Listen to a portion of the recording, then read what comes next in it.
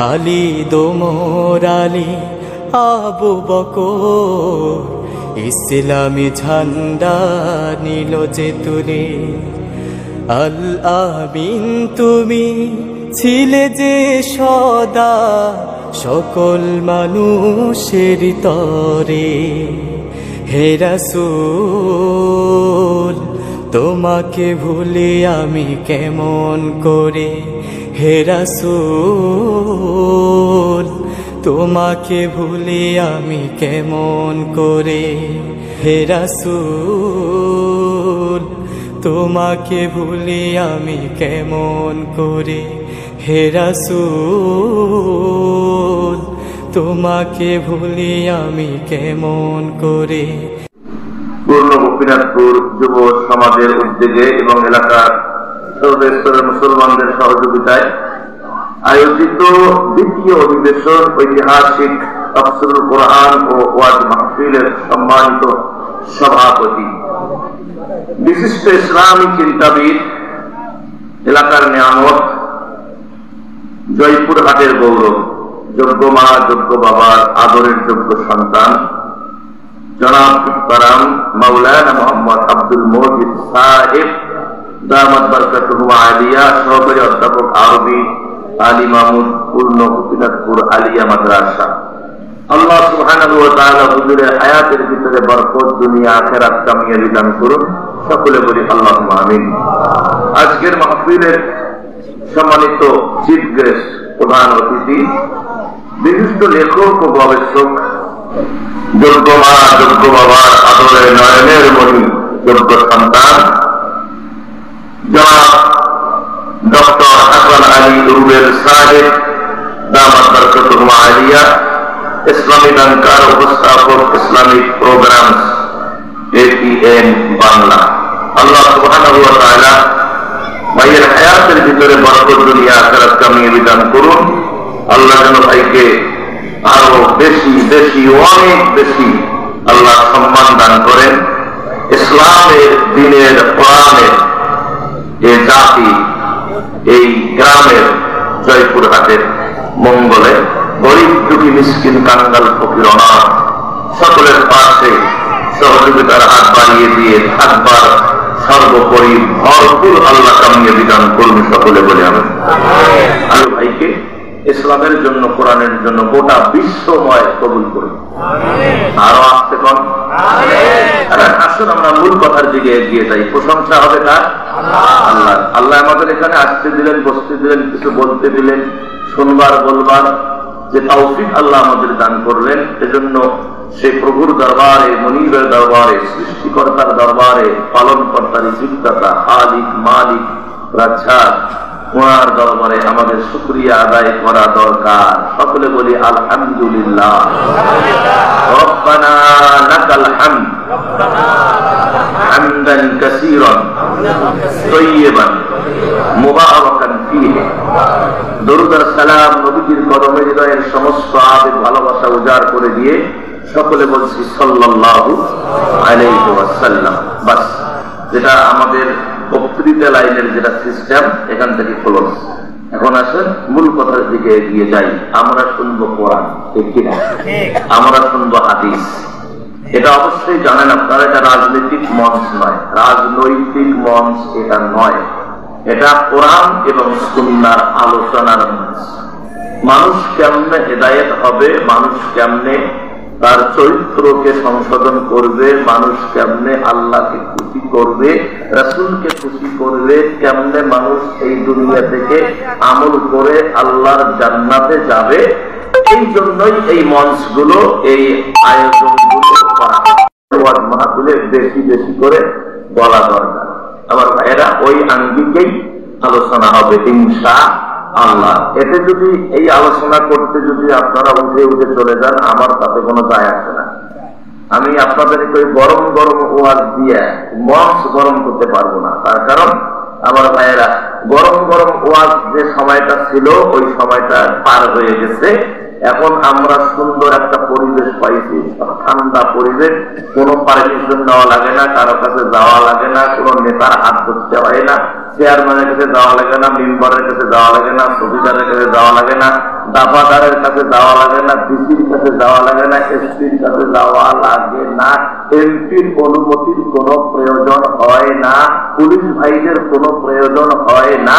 যেহেতু আগে না প্রয়োজন হইতো বিদায় দৌড়াতে দৌড়াতে মেজাজ গরম, তাই বক্তাকে বলে দিতে হবে ওদের বসান দিয়ে তো দৌড়ে দৌড়াতে ওদের জীবন শেষ হতো, একটা বসান মারিয়ে। ওই সময় সেটা ছিল, এখন তো আর ওই পিরিয়ড নাই, কথাটা ঠিক কিনা?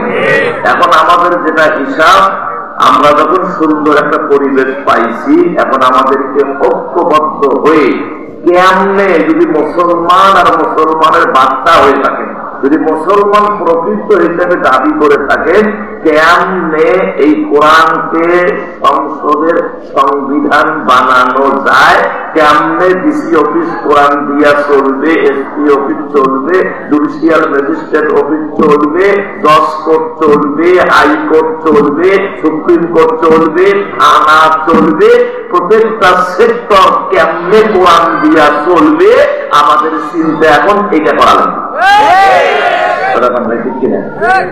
চিন্তা আমাদের এটা করা লাগবে, কোনটা?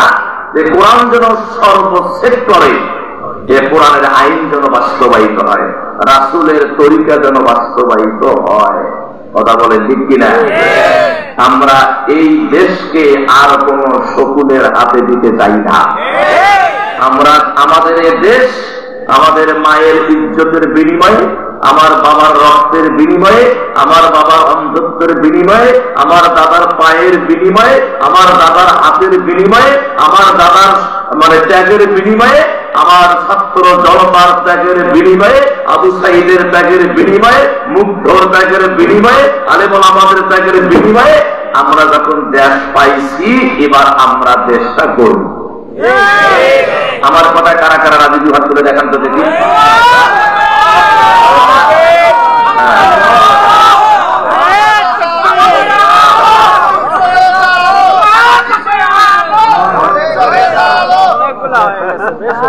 আমি বলি আল কোরআনের আলো বলেন তো দেখি। আমি বলবো আল কোরআনের আলো, আপনারা কি বলবেন? আবার আল কোরআনের আলো হয় নাই, হয় নাই। আবার আল কোরআনের আলো হয় নাই, সংসদে হবে না। পরের সেটা বলেন, আল কোরআনের আলো হয় নাই। ঘরে তো জ্বালাইয়া 3 মিনিট সব নকলই হয়েছে। সংসদের জ্বালাইলে সংসদ তো এখন ফাঁকা, জ্বালাই কি করবে?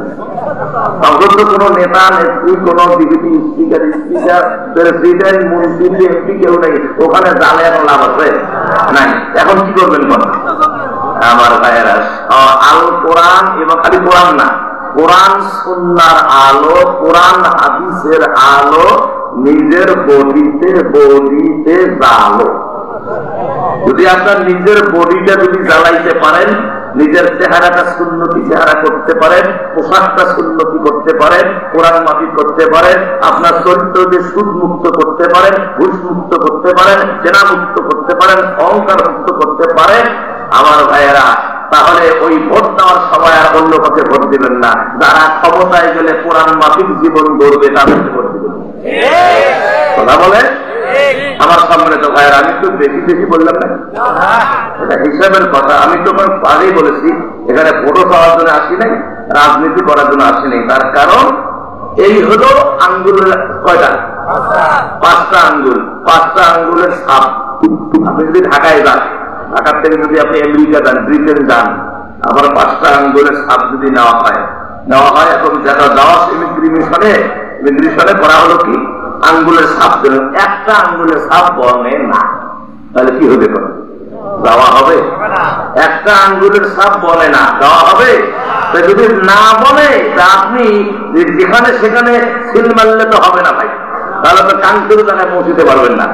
এজন্য আমাকে চিন্তা, আপনার ব্যবহৃত দিলাম, চিন্তা ভাবনা করেন। আমার কথা হলো, কে হয় হোক, বিএনপির ভাই হোক, জাতীয় পার্টি হোক, জামাত হোক, শিবির হোক, তারপরে হেফাজত হোক, খেলাফত হোক, সর্বনাই হোক, ফুরফুরা হোক, তারপরে আরো যত দল আছে আছে বাংলাদেশে 60টা না 65টা 32টা কটা দল আছে নিবন্ধন করা দল।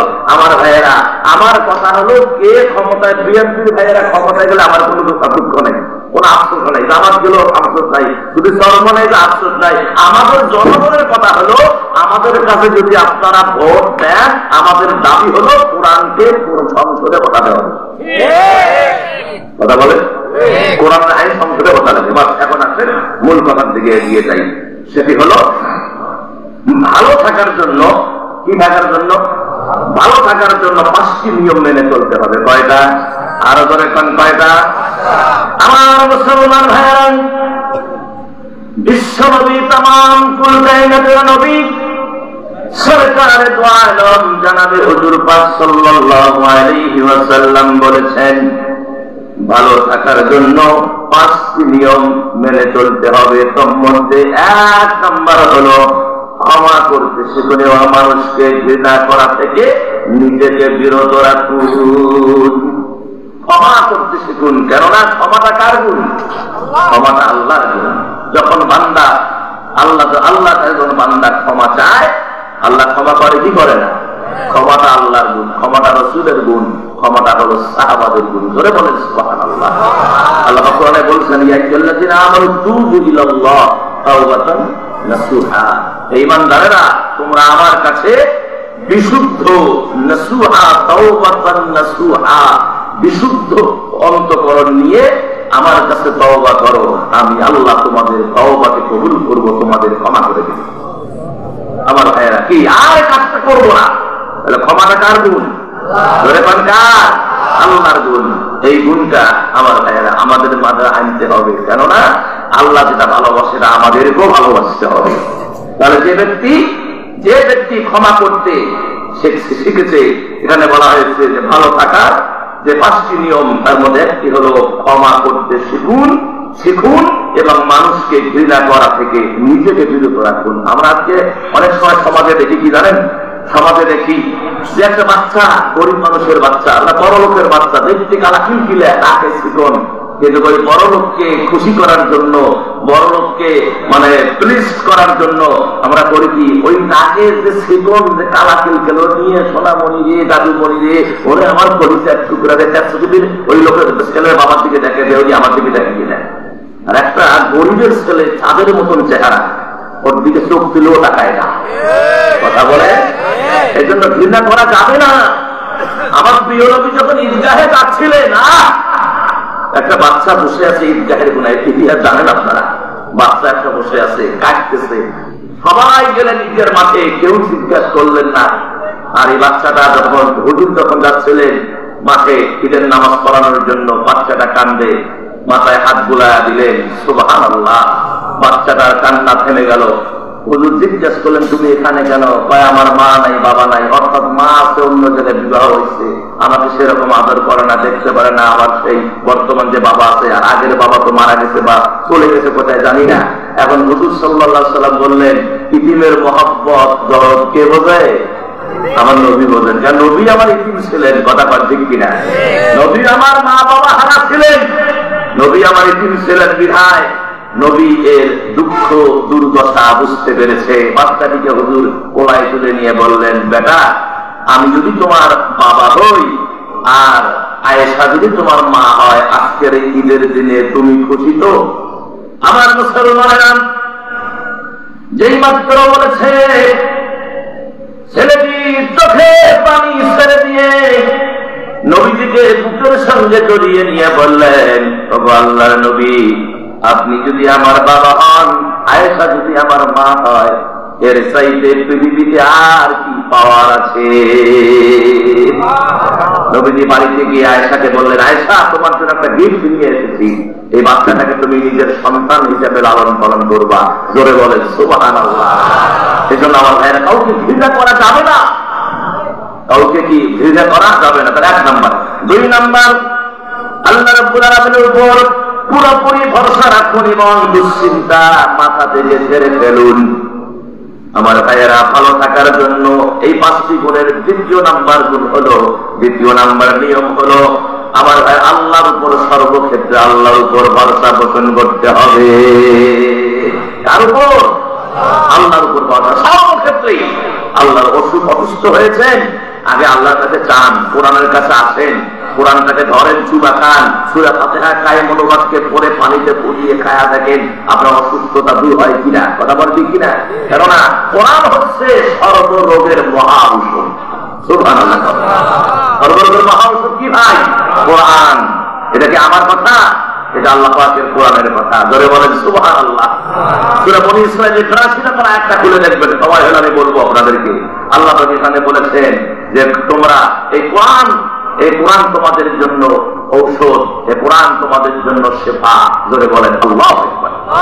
আমরা কোরআনের কাছে আসি না, যাই ডাক্তারের কাছে, যার কারণে এক এক ডাক্তারের বিল্ডিং এর উপর বিল্ডিং, ক্লিনিকের উপর ক্লিনিক, এখানে জমি ওখানে জমি, টাকা রাখার জায়গা নাই। তারপরেও জিজ্ঞেস করা হয় স্যার কেমন চলছে? না একটু টানটুন আছে, টানটুন চলছে, মানে টাকা ওদেরও ভুলে না। কথা কেন ঠিক কিনা? আমার ভাইয়েরা বিশ্বাস করেন, আপনি যখন কোরআনের সংস্পর্শ ছেড়ে দিয়েছেন, হাদিসের সংস্পর্শ ছেড়ে দিয়েছেন, রাসূলের নিয়ম যখন ছেড়ে দিয়েছেন, কোরআনের নিয়ম যখন ছেড়ে দিয়েছেন, আপনি শান্তি পাবেন না। কে আপনাকে শান্তি দিবে? কে দিবে? শান্তি দেওয়ার মালিক হলো আল্লাহ। ওই চেয়ারম্যান, মেম্বার, এমপি, মন্ত্রী আপনাকে শান্তি দিতে পারে না। তারাই অশান্তির বেড়াজালে আবদ্ধ হয়ে আছে। কথা বল ঠিক কিনা? শান্তি দেওয়ার মালিক কে? আপনার কোটি কোটি টাকা আছে, crore crore crore million billion billion যা বুঝায়, অনেক টাকা আছে, বাড়ি ঘর দুয়ারের হিসাব নাই, গুলশানে বাড়ি, বাড়িখানায় বাড়ি, মোহাম্মদপুরে বাড়ি, তারপরে আপনার কি বলে সংসদ ভবনের পাশে বাড়ি, কয়েকটা ইন্ডাস্ট্রিজের মালিক আপনি, রংপুরে 14টা বাড়ি, রংপুরের বিশাল প্রপার্টির আপনি মালিক, রাস্তা দিয়ে আপনার অন্তত ৫,০০০ গাড়ি চলতেছে, ট্রাকের হিসাব নাই, পিকআপের হিসাব নাই, প্রাইভেট কারের হিসাব নাই, এত টাকার মালিক আপনি, কিন্তু মনে শান্তি নাই। শান্তি মানে এত টাকার মালিক, আপনার যে বউ আছে, এই আপনার এই বউ আপনার কথা শোনে না, আপনার ছেলে কথা শোনে না, মেয়ে কথা শোনে না, তাহলে আপনার শান্তি? কিসের শান্তি আপনার? আর আপনি গরিব মানুষ, রিক্সা চালান, ভ্যান চালান, যখন বাড়িতে আসলেন, বউ আস্তে করে কি বল চেপে বালতি করিয়ে দিল, মাথার উপরে মগ দিয়ে পানি দিচ্ছে, সাবান দিয়ে সুন্দর করে মুখটা ঘষে দিচ্ছে, পা গুলো ঘষে দিচ্ছে, মাথায় সাবান দিয়ে মাথাটা ধুয়ে ফেলছে, তারপরে গোসল হয়ে গেল, গামছা নয়, বউয়ের আঁচল দিয়ে মাথাটা পুরা বডিটা মুছে দিল, সরিষার তেল মাখায়া দিল, তারপরে সব দিছিয়ে দিল, একটা পাখাও নাই, সব দিছিয়ে দিল, গরম গরম ভাত, আলুর ভর্তা, মসুরি কালার ডাল, বেগুনের ভর্তা, স্ত্রী হাঁকাচ্ছে আর স্বামী খাচ্ছে, এটার মতো শান্তি পৃথিবীতে আর নাই। রাত্রি হয়ে যায়, ঘুমিয়ে গেল, দরজা দেখবা না দেখবা। আর কোটিপতিরা ওরা বারবার চেক করে জানলার সাইড দিয়ে গড়িয়েছে কিনা। কথাটা ঠিক কিনা? ডায়াবেটিস হাই, 32 ডায়াবেটিসের পাওয়া কত? ডাক্তার বলছে খবরদার আপনি গরুর গোস্তের দিকে তাকাবেন না, হাতির গোস্ত বলাই যাবে না। কথাটা নাকি? হ্যাঁ, আল্লাহ একবার তাই না? শান্তি কে দেয় রে দাদা? শান্তি আমার আল্লাহ দেয়। এখানের মতো শান্তি পৃথিবীতে আর কেউ আছে তাই? আপনি দেখেন, খোঁজ করে দেখেন, প্রিয় নবীর প্রিয়টা দেখেন, আমার নবীর ঘরে কিছু ছিল না, খাট ছিল না, পালং ছিল না, নবীর ঘরে সোনা দানা হীরা মানি মুক্তা ছিল না, আল্লাহ কাপড় রাখার একটা আল্লাহ একটা সুকেস ছিল না, আমার ভাইয়েরা এদিকে টিভি ছিল না, দুনিয়ার কোন খবর রাসূল সাল্লাল্লাহু আলাইহি ওয়াসাল্লাম তার স্ত্রীদেরকে টিভির মাধ্যমে দেখাননি, কিছুই ছিল না নবীর ঘরে। নবী যখন ঘুমাতেন, আমার ভাইয়েরা হাতে বোনানো খেজুরের পাতার চাটাই বিছায়া হুজুর ঘুমায়া থাকতেন। আল্লাহু আকবার। কিন্তু আমার ভাইয়েরা, হুজুরের ঘরটা ছিল শান্তি দিয়া ভরা, কি দিয়া ভরা? শান্তি দিয়া ভরা। আপনি রাত 2টার থেকে বাড়িতে আসেন, বউকে ডাক দেন, কুদ্দুসের মা, কুদ্দুসের মা, আম্বিয়ার মা, ওরে না, এত ঠান্ডা, যে ভাব দেখাচ্ছে বউ, মনে হয় যেটা বাইরে আছে ওর সে ঠান্ডা হয়ে দেখি দেখছে, ওটা করে হ্যাঁ, তাহলে করে। অথচ প্রিয় নবী মুহাম্মদ রাসূলুল্লাহ সাল্লাল্লাহু আলাইহি ওয়াসাল্লাম ইসলামের খাতিরে দিন প্রচারের লক্ষ্যে মক্কার জীবনে হুজুর খুব কষ্টে দিন রাত অতিবাহিত করেছেন। গভীর রাতে সাহাবাদের বাড়িতে গেছেন, ইসলামের দাওয়াত দেওয়ার 3টায় বাসায় এসেছেন, দরওয়াজায় নক করেছেন, ডাক দেন নাই, খাদিজাও বলেন নাই, খালি দরওয়াজায় টোকা দিয়েছেন। খাদিজা বুঝতে পেরেছে প্রিয় নবী এসেছেন, সঙ্গে সঙ্গে দরওয়াজা ওপেন। সুবহানাল্লাহ। নবীজি অবাক হয়ে গেলেন, খাদিজা তুমি কি ঘুমাও নাই? খাদিজা বললেন, ইয়া নবী আল্লাহ, কেমনে আমি ঘুমাই গো? ও প্রিয় নবী, প্রাণের স্বামী আমার, আপনি সারা রাত বাইরে থাকবেন আর আমি খাদিজা বিছানায় ঘুমিয়ে থাকবো? এটা হতে পারে? আপনি ক্লান্ত বদনে চলে আসবেন, দরওয়াজায় ডাক দেবেন, খাদিজা খাদিজা খাদিজা, আমি টের পাবো না, আপনি মনে বড় কষ্ট পাবেন। ও আল্লাহর নবী, আপনি যতদিন বাইরে থাকেন রাত্রিবেলায় আমি খাদিজা বিছানায় গা দেই না, আমি দরওয়াজার মধ্যে পিঠ লাগায়া আমার প্রিয় স্বামীর জন্য আমি দাঁড়িয়ে থাকি। কখন আমার স্বামী আসবে, কখন আমাকে ডাক দিবে, কখন দরওয়াজায় নক করবে, এই অপেক্ষায় আমি দাঁড়িয়ে থাকি। ইয়া নবী আল্লাহ, আমি বিছানায় ঘুমাই না। তাহলে শান্তি তো এরা পাবে, কথা কর। আর যারা যারা বাড়িতে ঘুমিয়ে থাকে সারা রাত মুনাজাত করে, ওই আপনার ইয়ের মধ্যে মোবাইলের মধ্যে সারা রাত উলঙ্গপনা নাচ ব্যায়াম, ইউটিউব ফেসবুক চলছে, ব্যাটারি একেবারে তারপরে সে চার্জার দিয়ে ওখানেও মারতেছে। কথা কন চার্জার দিয়ে মারতেছে, তারপরে পাওয়ার ব্যাটারি নিয়ে আসছে, এত ব্যাটারি তো হয় পাওয়ার মান ঢুকায়া দিয়ে চলছে সারা রাত ফজর পর্যন্ত। রাত্রে ফজরের নামাজ নাই, ঘুম চলছে 11টা 12টা পর্যন্ত। আরো বলে আল্লাহ রহমত পেতে চায়, খবর দেয় হবে না ভাই। বিদায় আমার ভাইয়েরা, আল্লাহর উপর পুরা ভরসা করতে হবে এবং দুশ্চিন্তা ছেড়ে ফেলে দিতে হবে। 3 নম্বরে নম্র ভদ্র হয়, হিসাব হয়। এজন্য রাসূল বলেছেন, গরিবেরা কিয়ামতের ময়দানে বিচার ফয়সালার সময় বড়লোকদের চাইতে 500 বছর আগে জান্নাতে চলে যাবে। গরিবেরা টেনশন নাই, বড়লোক আসছে না, বড়লোক আসছে না, সমাজে দেখতেছেন না, এনাদের চাইতে 500 বছর আগে জান্নাতে গিয়ে রেস্ট করবেন, দুলাবিয়ার মতো ঘুমিয়ে থাকবেন, বসে থাকবেন, কি যে মজা হবে, আল্লাহু আকবার। আর এদের হিসাব দিতে দিতে দিতে দিতে অবস্থা অত্যন্ত খারাপ হয়ে যাবে। আমার ভাইয়েরা, আল্লাহ পাক কোরআনে বলছেন, সবাই জানেন, সূরা রব্বুল আলামিন বলেন সূরা জিলজালার শেষের যে 2টি আয়াত, فمن يعمل مثقال ذرة خيرا يره ومن يعمل مثقال ذرة شرا يره। আমার ভাইয়েরা, যারা পরিমাণ ভালো হোক আর মন্দ হোক, খায়ের হোক, কল্যাণময় হোক অকল্যাণময় হোক, ভালো হোক আর মন্দ হোক, যারা পরিমাণ আল্লাহ রাব্বুল আলামিন এর হিসাব ছাড়বেন না। আল্লাহ পাক যারা পরিমাণ হলেও কাল বান্দাকে দেখাবে, সাতক্ষ দেখতে পারবে যে কি করেছে, ভালো করেছে না মন্দ করেছে, কয়টা ভালো করেছে কয়টা মন্দ করেছে, দেখাবেন কে? আমার আল্লাহ কিয়ামতের ময়দানে দেখাবেন। বিধায় আমার ভাইয়েরা, যা করতেছেন করেন, করেন, কোনো বাধা নেই। কি আপনাকে বাধা দিবে? আপনাকে কে বাধা দিবে? বাধা দেওয়ার মতো কেউ আছে? যে পাওয়ার নিয়ে বেড়ানো সারা রাস্তা সারাদিন, যে পাওয়ার, যে মুখের ব্যালেন্স, যে চেহারার তলকানি, যে হাইটের গর্ভ, যে স্বাস্থ্যের গর্ভ, যে মুখের ফরকানি, যে মাথার চুলের ঝাঁকানি, যে দাড়ির ফুরফুরি, যে পোশাকের ডিজাইন, আপনার সাথে কে পায়? কে আপনাকে বাধা দিবে?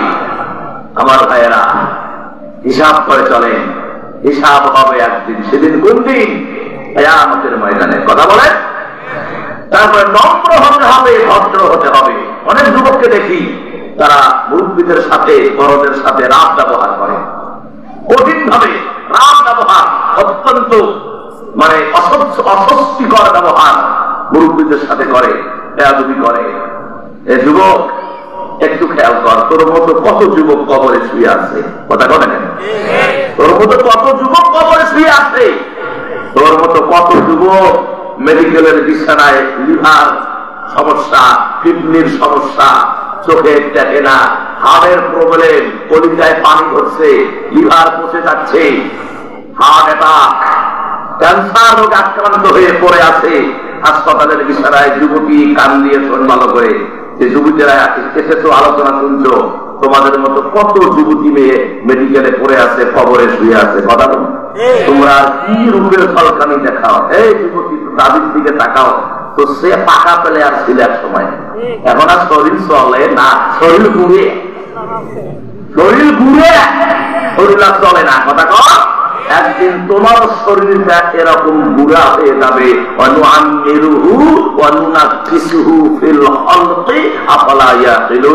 মানুষ যখন বয়স প্রাপ্ত হয়ে যায় সব লোকসানের দিকে আসে, সব দুর্বল হয়ে যায়। বিদায় আমার ভাইয়েরা, যুবককে বলছি যুবক ফিরে আয়, যুবতীকে বলছি যুবতী ফিরে আয়, নম্র হ, ভদ্র হ। কেননা প্রিয় নবী বলেছেন, যখন কোন যুবক সিজদার মধ্যে চলে যায়, আমার আল্লাহ বলে দিয়েছেন, হাবিবকে বলে দেন আমি আল্লাহর আর কোন দাবি থাকে না। আমার আল্লাহ ওই যুবকের সিজদাটা নবীদের সিজদার মতো পাওয়ার দিয়ে দেয়। যখন কোন যুবক সিজদায় চলে যায়, আল্লাহ আর কোন দাবি রাখে না, যুবককে মাফ করে দেয়। যুবকের জীবনের তামাম গুনাহ খাতাগুলো আল্লাহ কবুল করে নেন। এই জায়গায় একটা পয়েন্ট শুধু নিয়ে আলোচনা করবো, তারপরে আমার তেলাওয়াতকে আয়াতের দিকে আসতেছি। কারো সমস্যা আছে ভাই? কি চলবে তো ইনশাআল্লাহ? ইনশাআল্লাহ। তবে সময় মতো আলোচনা শেষ হয়ে যাবে। আমার যুবকেরা যারা বাইরে আসো, মেহরবানি করে এসে ঢুকে যাও। আমি এটা শেষ করে দিয়ে, যুবকদেরকে যে আল্লাহ ভালোবাসেন, যুবকের গুনাহে আল্লাহ মাফ করেন, এর একটা ছোট্ট একটা ইতিহাস 2 মিনিটে 3 মিনিটে আপনাদের খেদমতে বলে দিয়ে আমি আবার আমার মূল আলোচনার দিকে এগিয়ে যাব। তবে এই 5টা আগে শেষ হয়ে যাবে। তাহলে 1 নাম্বার কি ছিল বাবা? ভালো থাকার জন্য কয়টা নিয়ম? 5টা নিয়ম মেনে চলতে হবে। 1 নাম্বার, ক্ষমা করতে শিখুন এবং মানুষকে ঘৃণা করা থেকে বিরত থাকুন। 2 নাম্বার, আল্লাহর উপর পুরা ভরসা রাখুন এবং দুশ্চিন্তা ছেড়ে ফেলুন। 3 নাম্বার, নম্র ভদ্র হন এবং সাধারণ জীবন যাপন করুন। 4 নাম্বার, আপনার যা আছে তা নিয়ে কৃতজ্ঞ থাকুন। যা আছে আপনার তাই নিয়ে কৃতজ্ঞ থাকুন। কেননা রাসূল বলেছেন যে তোমরা তোমাদের নিচের দিকে তাকাও, উপরের দিকে তাকাও না। তোমার 2টা চোখ আছে আর ওই লোকটার 2টা চোখেই নেই। তোমার 2টা হাত আছে, ওই লোকটার 2টা হাতেই নেই। তোমার 2টা পা আছে, ওই লোকটার 2টা পায়ে নাই। ওই লোকের সে তুমি অনেক সুখে আসছো। কথা বলেন না? হ্যাঁ, তুমি ভিক্ষা করতেছো, তোমার কিছু নেই সংসারে, জমা জমি নাই।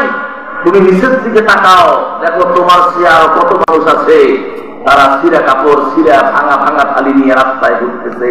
থাকার মতো বাড়িতে একটা জায়গাও নেই, একটা ঘরও নাই, 1 শতাংশ জমিও নাই। সারাদিন খালি ফকির ফকির বেশে ঘুরতেছে। নিচের দিকে তাকাও, উপরের দিকে তাকাতে নিষেধ করেছেন। বিধায় তোমার যা আছে তাই নিয়ে কৃতজ্ঞ থাকো। আমার সম্মানিত মুসলমান ভাইয়েরা,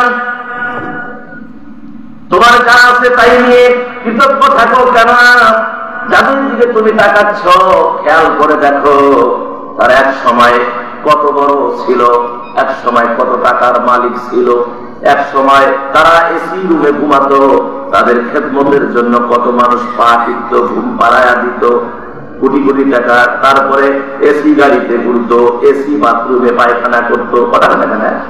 সব এসি, বউ এসি, নিজে এসি, গাড়ি এসি, বাথরুম পর্যন্ত এসি।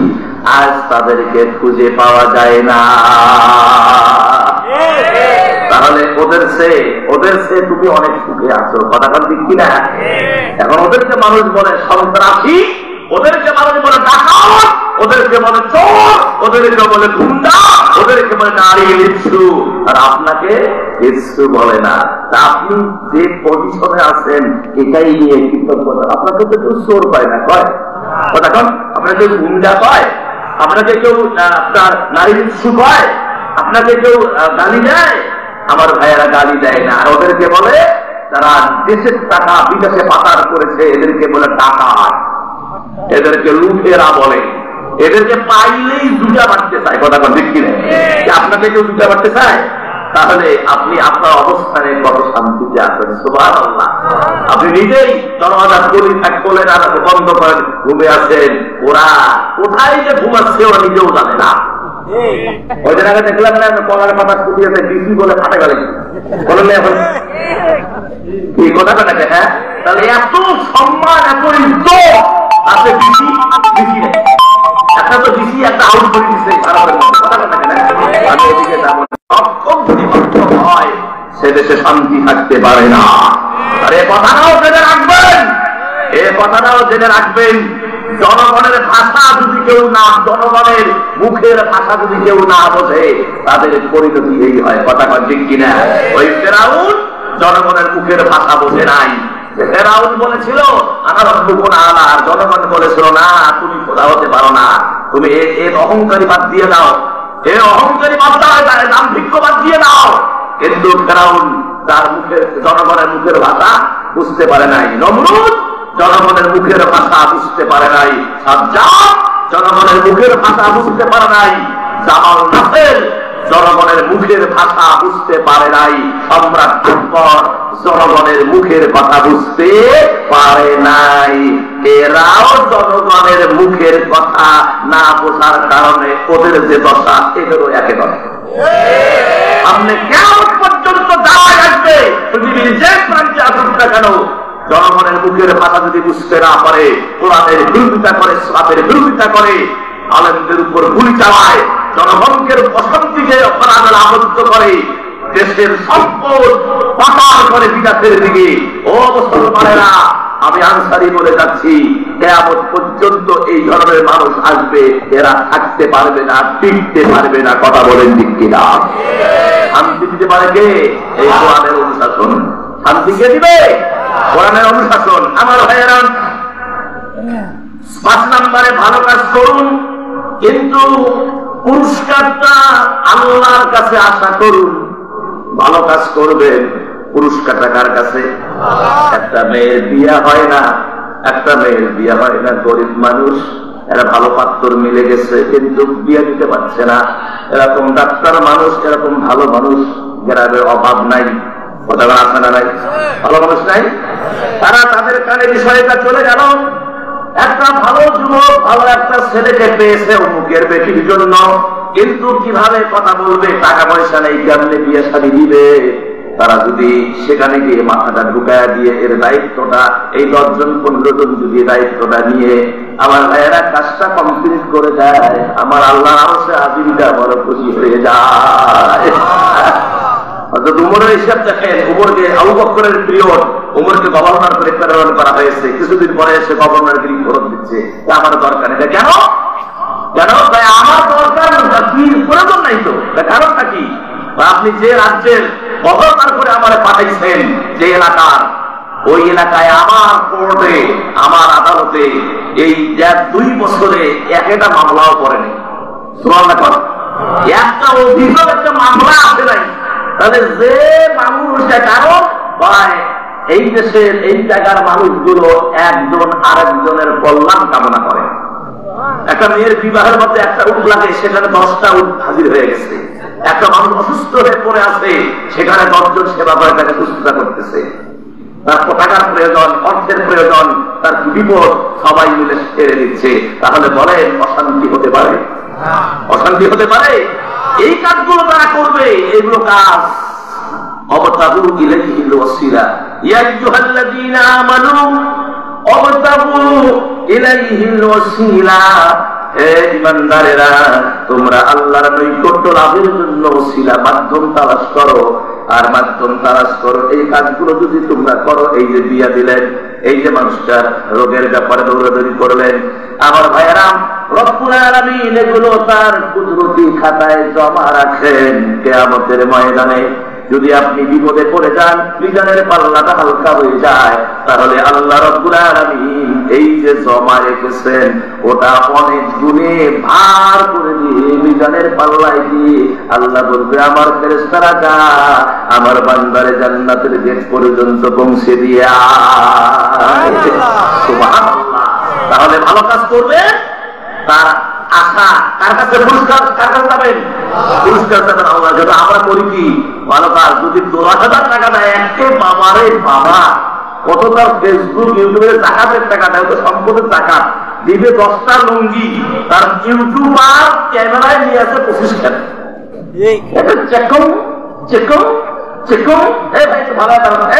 আমাকে ভালো দিত না, আমার শরীরের ভালো হয়, এই যে লুঙ্গি, এই লুঙ্গি শরীরের ভালো হয়, চিকুম আমার ভাইয়েরা, এই হলো আমাদের দানের পরিস্থিতি। কথা ঠিক কিনা?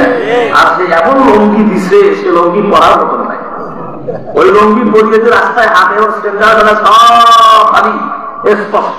কথা কর, আমি এই জন্য বলি যে এগুলো আসলে গরিবদের সাথে জাকাত না, এগুলো গরিবদের সাথে কৌতুক করা হচ্ছে।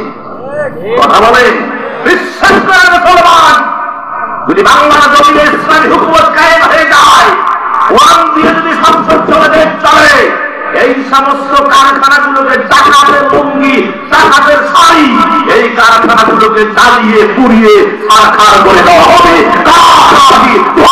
আল্লাহকে দেখায় না কেন? ভয় লাগে? আরো ভয় আছে, আরো ভয় আছে? ভয় নাই। তার কারণ যখন তাকবীর কোন যুবক এই দেশ থেকে বলবে এটা কার ছেলে না রে, এটা কোন গ্রামে বাড়ি রে, ওরা তো এলাকায় না, আর কিসের ভয়? এখন আমরাই বলছে ও গেল ধরে নিয়ে আসে। কথা কর বাবা, ওই একটা কথা আছে না যে মাঘ মাস প্রত্যেক বৎসরে বৎসরে ঘুরে আসে, বসন্তকাল প্রত্যেক বছরে আসে, একবারই শেষ না, এক মাঘেই শীত না, প্রত্যেক বছরে মাঘ মাস আসে, হালকা পাতলা শীত লাগে। কথা বলেন এরা আমার মুসলমান ভাইয়েরা। তাহলে এই 5টি জিনিস, এই 5টি ভালো কাজ, ভালো থাকার জন্য এই 5টি কি করতে হবে? এই 5টি নিয়ম মেনে চলতে হবে। সম্মানিত মুসলমান ভাইয়েরা, এখন আছেন যে আলোকিত যে যুবকের কথাটি বলতেছিলাম, আল্লাহ যে মাফ করে দেন, আল্লাহ যে ক্ষমা করে দেন, যে যুবকের কথা বলতেছিলাম, হযরত রাসূল করিম সাল্লাল্লাহু আলাইহি সাল্লাম ইন্তেকাল করলেন। ইন্না লিল্লাহি ওয়া ইন্না ইলাইহি রাজিউন। নবী চলে যাওয়ার পরে আমার ভাইয়েরা, যে জায়গায় খেলাফতের খলিফা নির্বাচিত হয়েছে, আমি সেই জায়গাটি দেখে এসেছি। ওই জায়গায় এখন খেজুর বিক্রি করে একটা সুন্দর জায়গা ঘিরা। আমি আমার মহল্লেনকে জিজ্ঞেস করলাম, উনি ভদ্র মানুষ, কুমিল্লার এক মুফতি সাহেব মোহাম্মদ আলী। আমি জিজ্ঞেস করলাম, ভাই আল্লাহর নবী ইন্তেকালের 3 দিন পর্যন্ত লাশ দাফন করা হয় নাই, আমার নবীকে লাশ সামনে রেখে খেলাফতের যে নিয়মটা, যে খলিফাকে হবে, এরকম যখন ভোটাভুটি চলছিল, নির্বাচন চলছিল, এই সময় এই নির্বাচনটা কোন জায়গায় হয়েছিল? বললো যে হুজুর যে জায়গায় দাঁড়িয়ে আছেন এই যে ঘিরা, এই জায়গায়। আমার ভাইয়েরা, সকলের সম্মতি করবে, সবাই সবাই অনেকেই উমরকে সাপোর্ট করছে। কাকে? উমরকে সাপোর্ট করছে। এটা বেশি বেশি সংখ্যক লোকেই হুজুরের লাশ সামনে রেখে উমরের সাপোর্ট করছে, আর অনেকে আবু বকরকে সাপোর্ট করছেন। কেননা যে সবসময় আবু বকর হলেন রাসূলের মক্কার সাথী, বাল্যকালের সাথী, তারপরে হুজুরের মদিনার সাথী। কথা বলেন না কেন? হ্যাঁ, এই জন্য অনেকে হযরত আবু বকরকে সাপোর্ট করেছেন। আমার ভাইয়েরা, যখন দেখলো যে 2 দলে দ্বিধাদ্বন্দ্ব, কেউ আলীকে সাপোর্ট করতেছেন, দ্বিধাদ্বন্দ্ব শুরু হয়ে গেল, এবার উমরের পক্ষে যারা আছে, হযরত উমর রাদিয়াল্লাহু তাআলা আনহু, উমর নিজেই আবু বকরের হাতে হাত দিয়ে বায়াত গ্রহণ করলেন। আর যখনই বায়াত গ্রহণ করলেন, উমরের অনুসারী যারা সবাই আবু বকরের হাতে হাত দিয়ে বায়াত গ্রহণ করে হযরত আবু বকর সিদ্দিককে খেলাফতের মসনদে বসালেন। তিনি হলেন মুসলিম জাহানের প্রথম খলিফা। চিৎকার মেরে বলেন সুবহানাল্লাহ। আমাদের বাংলাদেশের নেতার নেত্রী যদি নির্বাচিত হয়, মাঝে মাঝে কি কোনো কোনো জায়গায় সফরে যায় না বাবা? উনি নির্বাচিত হওয়ার পরে খলিফার মসনদে বসে হযরত আবু বকর সিদ্দিক রাদিয়াল্লাহু আনহু তিনি প্রথম সফরটা যেটা দিলেন, সেটা হলো তিনি কুফা নগরীতে প্রথম সফরে আসলেন। তিনি যখন উটের পিঠে চড়ে কুফা নগরীতে আসতেছিলেন, কুফা নগরীর এরিয়ায় যখন ঢুকে গেলেন, আমার সম্মানিত ভাইয়েরা, যখন ঢুকে গেলেন তখন তিনি দেখতেছেন যে কুফা নগরীর মানুষগুলো নাচানাচি আনন্দ ফুর্তিতে উল্লাস করতেছে, মিষ্টি বিতরণ করে খাচ্ছে, একজন আরেকজনকে জড়িয়ে ধরতেছে, হাসা হাসি অনেক কিছু। আমার ভাইয়েরা এক কথায় আনন্দকারী হয়। হযরত আবু বকর সিদ্দিক রাদিয়াল্লাহু তাআলা আনহু তিনি বললেন, সর্বনাশ, কুফা নগরের মানুষ এত খুশি, এত আনন্দিত, কারণটা কি?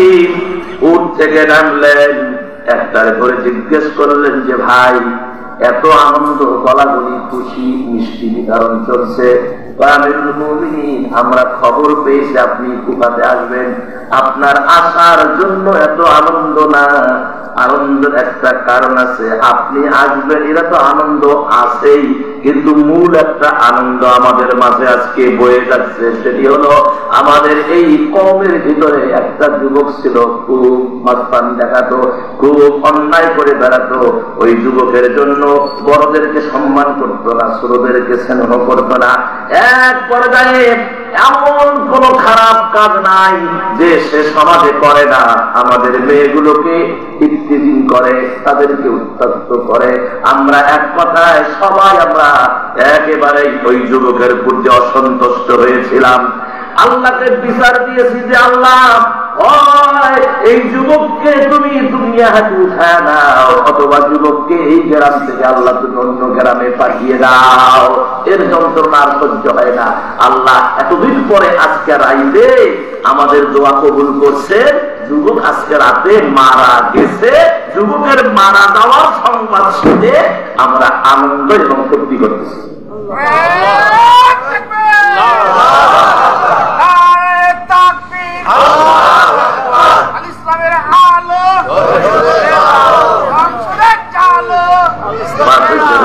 সুন্দর সুন্দর, তাও ভাই তো একটু মারছে, কথাটা ঠিক কিনা? আমার ভাইয়েরা খুব সুন্দর আলোচনা শোনেন, একদম আপনাদের অনেক ভালো লাগবে। এবং এখানে হেদায়েতের নূর আছে। যুবকেরা, তোমাদের জন্য বলছি, এখানে হেদায়েতের নূর আছে। আমার ভাইয়েরা, আমি কি করে রাগারাগি করতেছি? ভাই ভাইয়াকে আমার ভোট দেন, হে করে সেই বলতেছি, আমি রাজনীতি করতেছি, একদম ঠান্ডা ভাই, কথা একবার ঠান্ডা জমজমা। সম্মানিত মুসলমান ভাইয়েরা, আমিরুল মুমিনিন আবু বকর সিদ্দিক রাদিয়াল্লাহু তাআলা আনহু বললেন যে হ্যাঁ, যুবক ইন্তেকাল করেছে, 5 মানুষ তো মরেই যাবে, এই পৃথিবীর জমিনে কেউ আসতে পারে, কেউ থাকতে পারবে না। কেননা আল্লাহ কোরআনুল কারীমের ভিতরে বলেছেন, কুল্লু নাফসিন যায়িকাতুল মাউত, প্রত্যেকটা নফস এই মৌতের স্বাদ গ্রহণ করাই লাগবে। তারপর আল্লাহ পাক বললেন, قل إن الموت الذي تفرون منه فإنه ملاقيكم। আরেক জায়গায় বললেন, আইনামা তাকুনু ইউদরিকুমুল মাউত ওয়ালাউ কুনতুম ফি বুরুজিন মুশাইয়াদা। মৃত্যুর ভয়ে কেউ যদি সুকঠিন কেল্লার ভিতরে গিয়ে লুকায়, সেখানে গিয়েও মালাকুল মউত তাদেরকে পাকড়াও করবে। নবী আপনি বলে দেন, যারা মৃত্যুকে, কুল ইন্নাল মাউতাল্লাযী তাফিরুনা মিনহু ফাইন্নাহু মুলাকীকুম। নবী আপনি বলুন, কুল দিয়ে রাসূলকে বোঝানো হয়েছে, আপনি বলুন, যারা মৃত্যুকে বৃদ্ধা আঙ্গুল দেখায়, জ্ঞানকে আর পরোয়া করে না, মালাকুল মউত তাদের সাথে মোলাকাত করবে। 100% শিওর। কথা বলে ঠিক কিনা? কেউ বাঁচতে পারবেন? আপনার বাবা মা, আমার বাবা মা বাঁচতে পেরেছে না? তারা কোথায়? কবরে শুয়েছে। কেন? মালাকুল মউতের সাথে তার সাক্ষাৎ হয়েছে। কথা বলে ঠিক কিনা? যার কারণে মালাকুল মউতের সাথে সাক্ষাৎ হওয়া মানে খবর ক্লোজ, পুরা জিন্দেগির হিসাব ক্লোজ। কথা বলেন। সম্মানিত মুসলমান ভাইয়েরা, আবু বকর বললেন, এ যুবকেরা, মুসলমানেরা, দেরি করো না। মানুষ যদি মারা যায়, দেরি করতে নাই, তার তাড়াতাড়ি করে দাফন করে দাও। কেননা ফেরেশতারা কবর থেকে বলতে থাকে, সে যে কেন এলো না, কিছু ভালো লাগে না, ভালো লাগে না। দেরি করে, এবার আসুক, তারে আমি মজা দেখাবো। কথা কেন? সে যে কেন এলো না, কিছু ভালো লাগে না, এবার আসুক, তারে আমি মজা দেখাবো। সে যে কেন এলো না, কিছু ভালো লাগে না, ভালো লাগে না। ভাই তাতে কি মন খারাপ করলেন? এজন্য দেরি করা যায় না। অথচ আমাদের হিসাব হলো ওর বলে বেটা বলে শহীদের মধ্যে আছে, না আসা পর্যন্ত দাফন হবে না। ফ্রিজে রাখি দাও, কথা কন না, কথা কন। হ্যাঁ, ঢাকায় আছে, না আসা পর্যন্ত দাফন হবে না। মারা গেছে ফজরের সময়, ঢাকায় আসছে, হিসাব আসবে, ফজর হবে, এতক্ষণ লাশ রাখে। তারপরে দুই ভাগে দুইকে লম্বা হরেন, মানে হরেন ওলা মাই দুনিয়া, একটি শোক, তার মডেল কি, একটি শোক সংবাদ, একটি শোক সংবাদ, অমুকের বেটা, অমুকের নাতি, অমুকের সেক্রেটারি, ও সভাপতি, অমুক দলের এ ও বলতে বলতে একেবারে 36 লাইন খালি ডিফিনিশন বর্ণনা করতে, তারপরে শেষে পায় সেন্টু মিয়া আর তো বিকাল 3 ঘটিকায়, বিকাল 3 ঘটিকা হয়, 5 ঘটিকায় বা 4 ঘটিকায় ইন্তেকাল করিয়াছেন। ইন্না লিল্লাহি ওয়া ইন্না ইলাইহি রাজিউন। আমার ভাইয়েরা, মরার পরেও টাকা পড়ি, কথা কন না কেন? বাকি থাকতে টাকা পড়ি করছে, মরার পরেও ক্ষমতা দেখেন অমুক অমুক অমুক অমুক, খালি মরি কবর যায়, একটা পিঠি চামড়া থাকবে না, কথা কন না কেন? কবরে দিয়ে একটা পিঠি চামড়া থাকে না। আমার ভাইয়েরা, ওই দলের কোন ডিফিনিশন কবরে থাকবে না। থাকবে? দলের ডিফিনিশন খাবে? গণমান খাবে? অমুক দলের নেতা, অমুক দলের নেত্রী, অমুক দেশের প্রধানমন্ত্রী থাকবে না। কেন থাকবে না? হাদিস শোনাই। আমার ভাইয়েরা, নবীজি একদিন একান্তে ফাতেমা হুজুরের কাছে ঘরে আসলেন। ফাতেমার মুখের দিকে হুজুর তাকিয়ে আছে, মুখটা শুকনা শুকনা। নবীজি ফাতেমাকে কাছে ডেকে বললেন, মা, আমি একটা কথা তোমারে বলবো বলে কয়েকদিন থেকে মনস্থ করেছি। ও মা, আমার কথাটা হলো, কিয়ামতের ময়দানে তুমি, আমি যে তোমার বাবা, এর কোনো পরিচয় থাকবে না। আমি যে তোর বাবা, তোমার বাবা, এর কোনো পরিচয় কিয়ামতের ময়দানে থাকবে না। মা, তুমি যদি আমল করে কবরে যেতে না পারো, আল্লাহ রাব্বুল আলামিন আমি নবী পরিচয় তোমারে কোনো কাজে দিবে না। নবীর পরিচয় কোনো কাজে আসবে না। তোমার আমল যদি ভালো হয়, হে মায়েরা শোনেন, আমল যদি ভালো হয় তাহলে কবর হবে আপনার জন্য জান্নাতের বাগান, ঠিক কিনা? আর আমল যদি খারাপ হয়, কবর কি হবে? জাহান্নামের গর্তে পরিণত হয়ে যাবে। ফাতেমা ইন্তেকাল করলেন। ফাতেমা কি ইন্তেকাল করলেন? ইতিহাস জানা আছে না ভাই? শুধু একটু হৃদয়ে একটু আপনাদের জাগ্রত করার জন্য কথাটি বলছি। মনে আবার করিয়েন না যে হুজুর খালি জানা ওয়াজগুলো করছে। এটা শুধু আপনার ইমানকে তাজা করার জন্য বলছি, ইমান দুর্বল, ইমানকে শক্ত করার জন্য। ফাতেমা ইন্তেকাল করলেন। আবু যার গিফারি, আমি নিজের চোখে দেখে এসেছি, জান্নাতুল বাকিয়ার ভিতরে হযরত ফাতেমাতুজ জাহরার বাজার পড়ে আছে। আল্লাহু আকবার। আমি যখন ঢুকলাম, উদ্দেশ্য ছিল যে রাসূলের স্ত্রীগণ এবং খাদিজাতুল কুবরা বাদে বাকি সব স্ত্রী জান্নাতুল বাকিয়াতে আছে, আর খাদিজাতুল কুবরা আছে জান্নাতুল মুআল্লায় ঘুমিয়ে আছে। এজন্য আপনার বড়াই গাছের নিচে একটা বড়াই, ওই সময় যেটাকে বড়াই, ছোট্টটা বড়ার গাছ, ওই বড়ার গাছের নিচে হযরত খাদিজাতুল কুবরা রাদিয়াল্লাহু আনহা শুয়ে আছেন, আর বাকি সব স্ত্রী ফাতেমা বেটি সহ সবাই জান্নাতুল বাকিয়াতে ঘুমিয়ে আছেন। আমি যখন ঢুকলাম দেখলাম, আমি তো চিনি না কার খবর কোনটা। আমি গাড়ি করে আজকেও প্রথম 6 সালে গেছি। আমার ভাইয়েরা, দেখলাম যে একজন মদিনা ভার্সিটির ছাত্র দাঁড়িয়ে আছে, ওর ব্যাগ খুশে কথাবার্তা বুঝলাম যে ও, তখন আমি জিজ্ঞেস করলাম তোমার বাসা কোথায়? তখন সে বললো যে আমার বাসা হলো কুমিল্লা। কোথায়? কুমিল্লা। সে মদিনা ভার্সিটিতে লেখাপড়া করে। তখন আমি চিন্তা করলাম যে তো আমার ভাষা বুঝে, বললাম যে ভাই, সারা জীবনটা শুনেছি রাসূলের বেটি সমস্ত জান্নাতের নবনীদের সরদারিনী হবে মা খাতুনে জান্নাত ফাতেমাতুজ জাহরা রাদিয়াল্লাহু তাআলা আনহা। ওনার মাজারটা আমি শুনেছি এই জান্নাতুল বাকিয়াতে আছে। আপনি যদি আমার একটু দেখাতেন, কলজা ঠান্ডা হয়ে যেত। তো উনি বললেন যে হুজুর, আপনি যেখানে দাঁড়িয়ে আছেন একটা কবরের পরেই যে কবরটা, এটা হলো মা খাতুনে জান্নাত, রাসূলের কলিজার টুকরা হযরত ফাতেমাতুজ জাহরা রাদিয়াল্লাহু তাআলা আনহা, ওনার কবর হলো এটা।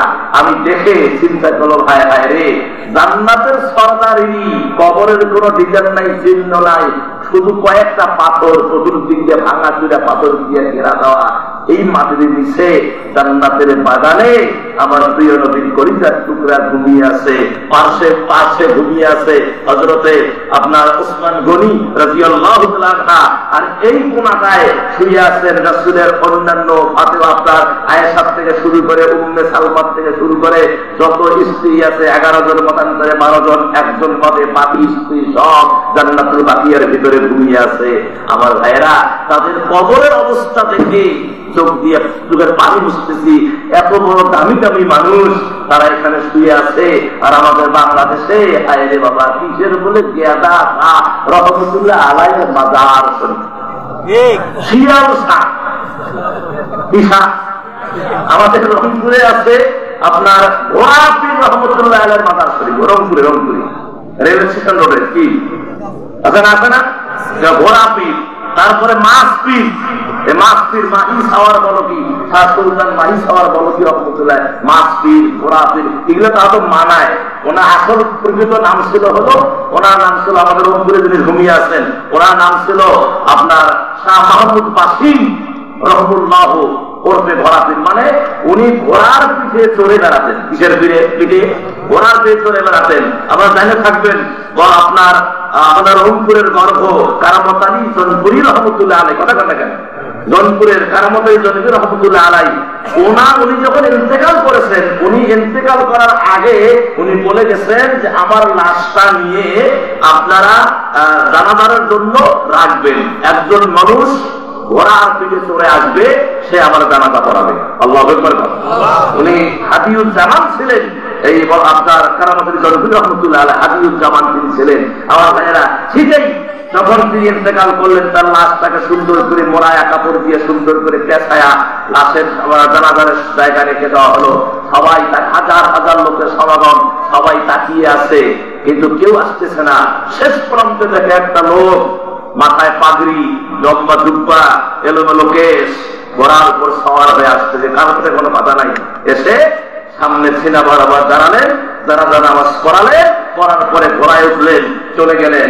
আর যে জায়গায় লোক পিছনে ছুটছে শত শত লোক তাকে ধরার জন্য, আমার ভাইয়েরা, যে জায়গায় উনি ঢুকে পড়লেন, ওই জায়গায় ঢুকে উনি ঘোড়া সহ উদাও হয়ে গেলেন। মানে উনি নাই, ঘোড়া পড়ে আছে, মরে ঘোড়া পড়ে আছে, উনি নাই, ঘোড়াটা পড়ে আছে। পরে লোকজন ওনাকে অনেক খোঁজাখুঁজি করার পর দেখে পেল না, পরে ঘোড়াটা ওখানে দাফন করে তারপরে এখন ব্যবসা শুরু হলো ঘোড়াপীর রহমতুল্লাহ আলাইহির মাজার শরীফ।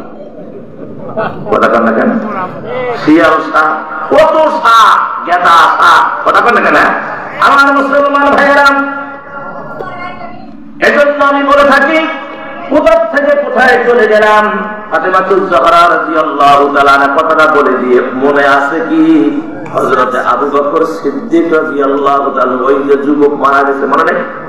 হ্যাঁ, বাবা রে বাবা, তার যেন ঠিক থাকে, কথা ঠিক কিনা? কোন দিকে যাই মূল রাস্তা যেন ঠিক থাকে। এখনো কিন্তু আমি মূল কথার দিকে, অর্থাৎ আমি যে আয়াত তেলাওয়াত করেছি তার হিসাব রেখেছি, শেষের দিকে গিয়ে একটু সামনে একটা মার দিয়ে তারপরে বিদায়। কথা ঠিক আছে না? আমি যেগুলো বলতেছি এগুলো কি হাদিস কোরআনের বাইরে? বাইরে আলহামদুলিল্লাহ। তাহলে আমার ভাইয়েরা, ফাতেমাতুজ জোহরা ইন্তেকাল করার পরে হযরত আবু যর গিফারী রাদিয়াল্লাহু তাআলা আনহু, এই মায়েরা শুনেন মনোযোগ দিয়ে, কবর খুঁজতে গেলেন এই জান্নাতুল বাকিয়াতে। কবর খুঁজতে খুঁজতে বললেন, কবর রে, তুই কি জানিস আজ তোর ভিতরে কারে রাখতেছি? ও কবর, তোমার ভিতরে যারা রাখতেছি ইনি হলেন হাসান হুসাইনের মাথার তাজ। আম্মা জান, খবরদার বেয়াদবি করবি না। আলীর কথা বললেন, নবীজির কথা বললেন, তারপরে জান্নাতের সরদারিনীর কথা বললেন। বলার পরে কোনো জবাব নাই। কবর কাবুজার বললেন, কি রে কবর, তুমি কি ভয় পেয়ে গেলি? এতগুলো দামি দামি মানুষের কথা বলাতে ভয় পেয়ে গেলি? এবার কবরের আর সহ্য হচ্ছে না, আল্লাহ কবরের বাতিল জবান খুলে দিলেন।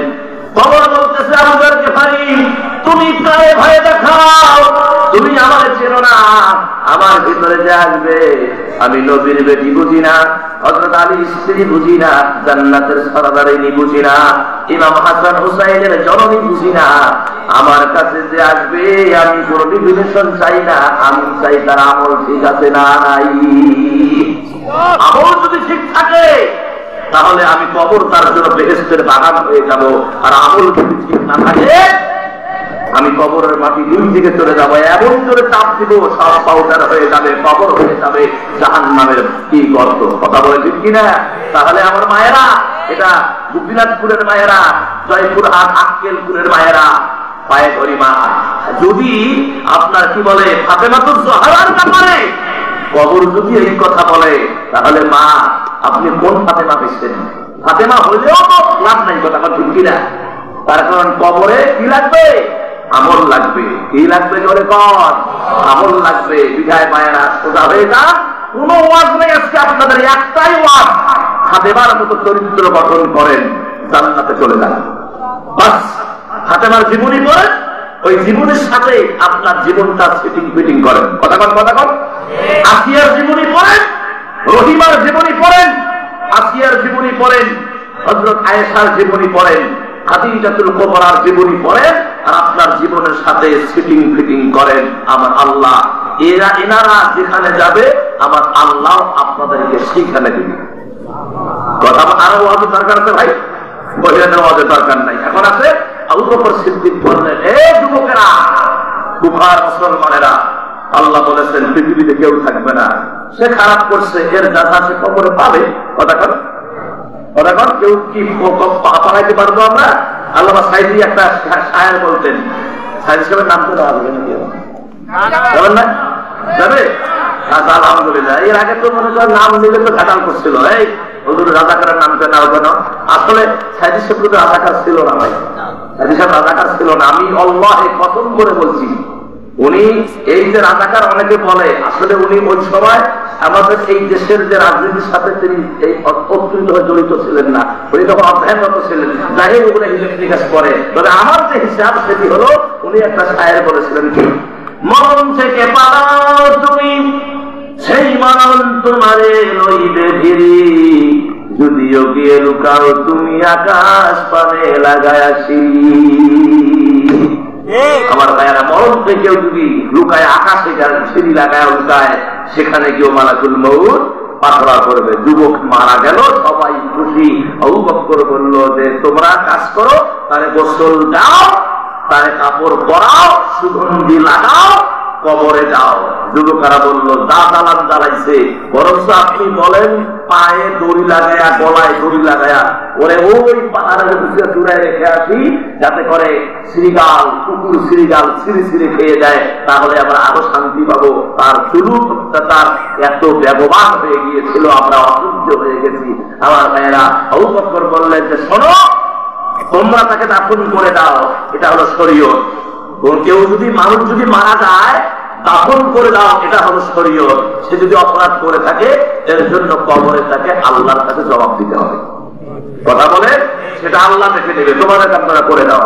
আমার ভাইয়েরা, যখন গোসল হয়ে গেল, কাপড় পরানো হয়ে গেল, তারপরে যখন সুগন্ধি লাগানো হলো, কি কপাল দেখো যুবকের।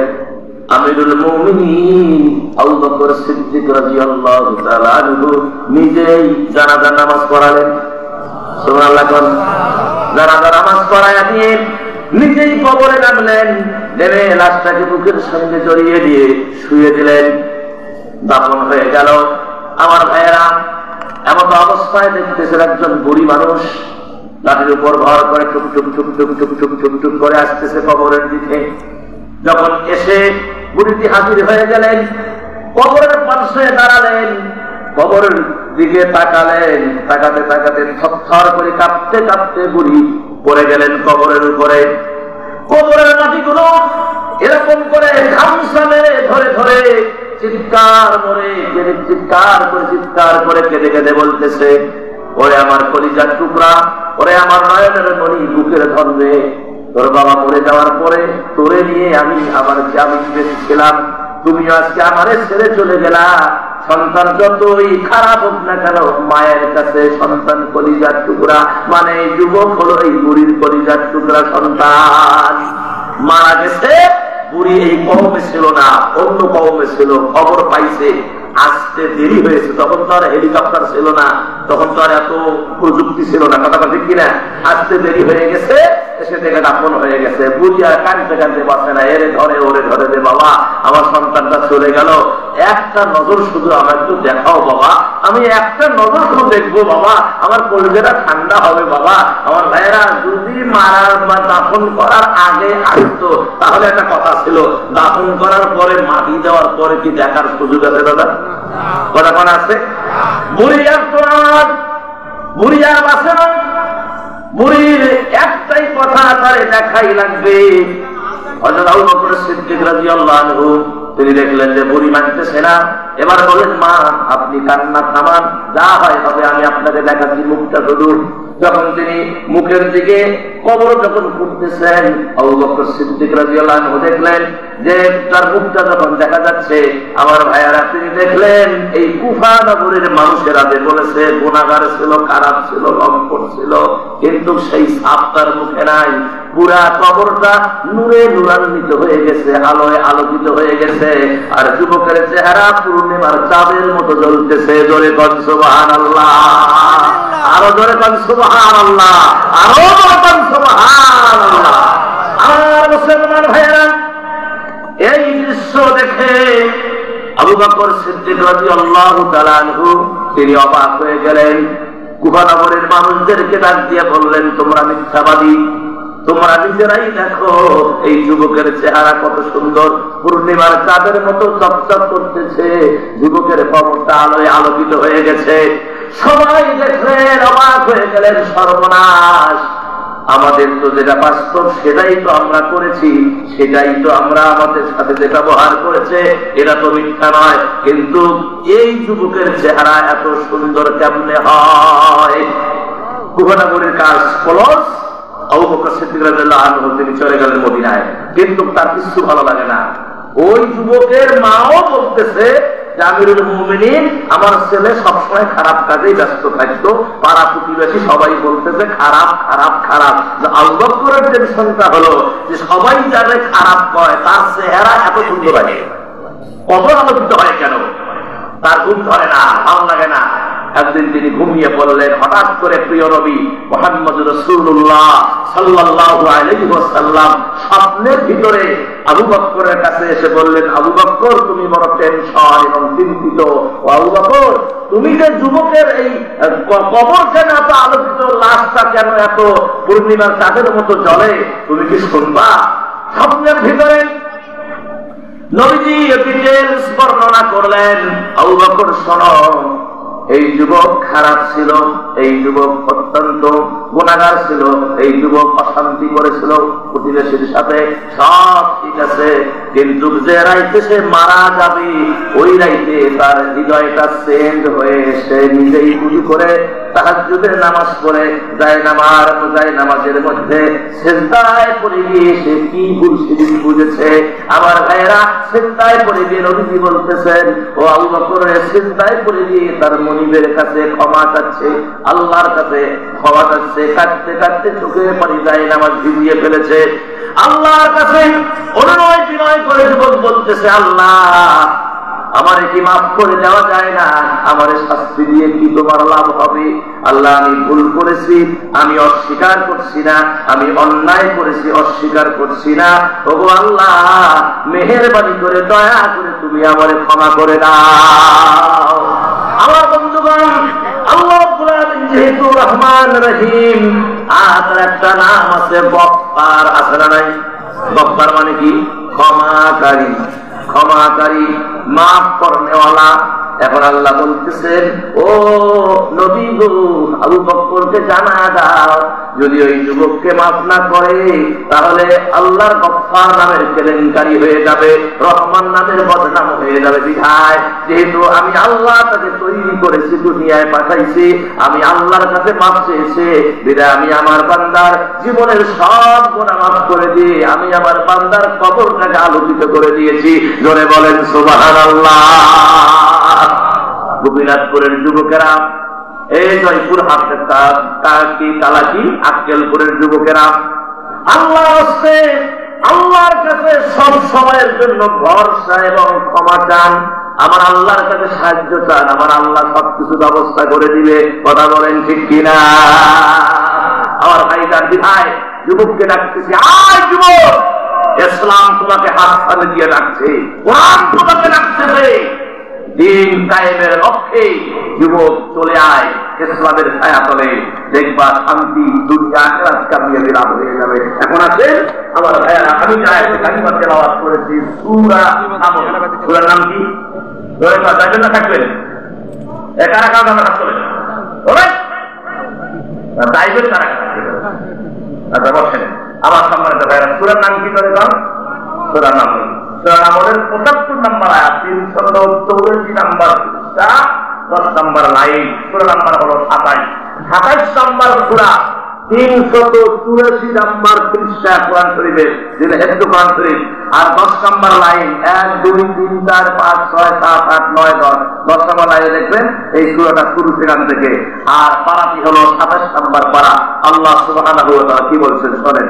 আল্লাহ রাব্বুল আলামিন বলেন, وما من غائبة في السماء والأرض إلا في كتاب مبين।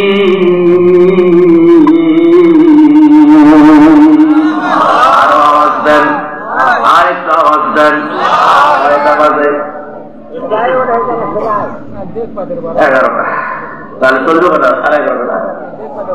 11:30 চলবে। হ্যাঁ, আর মাত্র 26 মিনিট বাকি আছে। আল্লাহ, এর মধ্যে আলোচনা, অনেক আলোচনা হয়ে যাবে। আল্লাহ একটু দেখে করেন লা ইলাহা। সবাই সবাই আল্লাহ না কালেমা জিকির করলে তো সমস্যা নাই, যত জিকির করবেন হৃদয় তত ঠান্ডা হবে। এই ভাই ভাই ওই ধরুন, আচ্ছা লা ইলাহা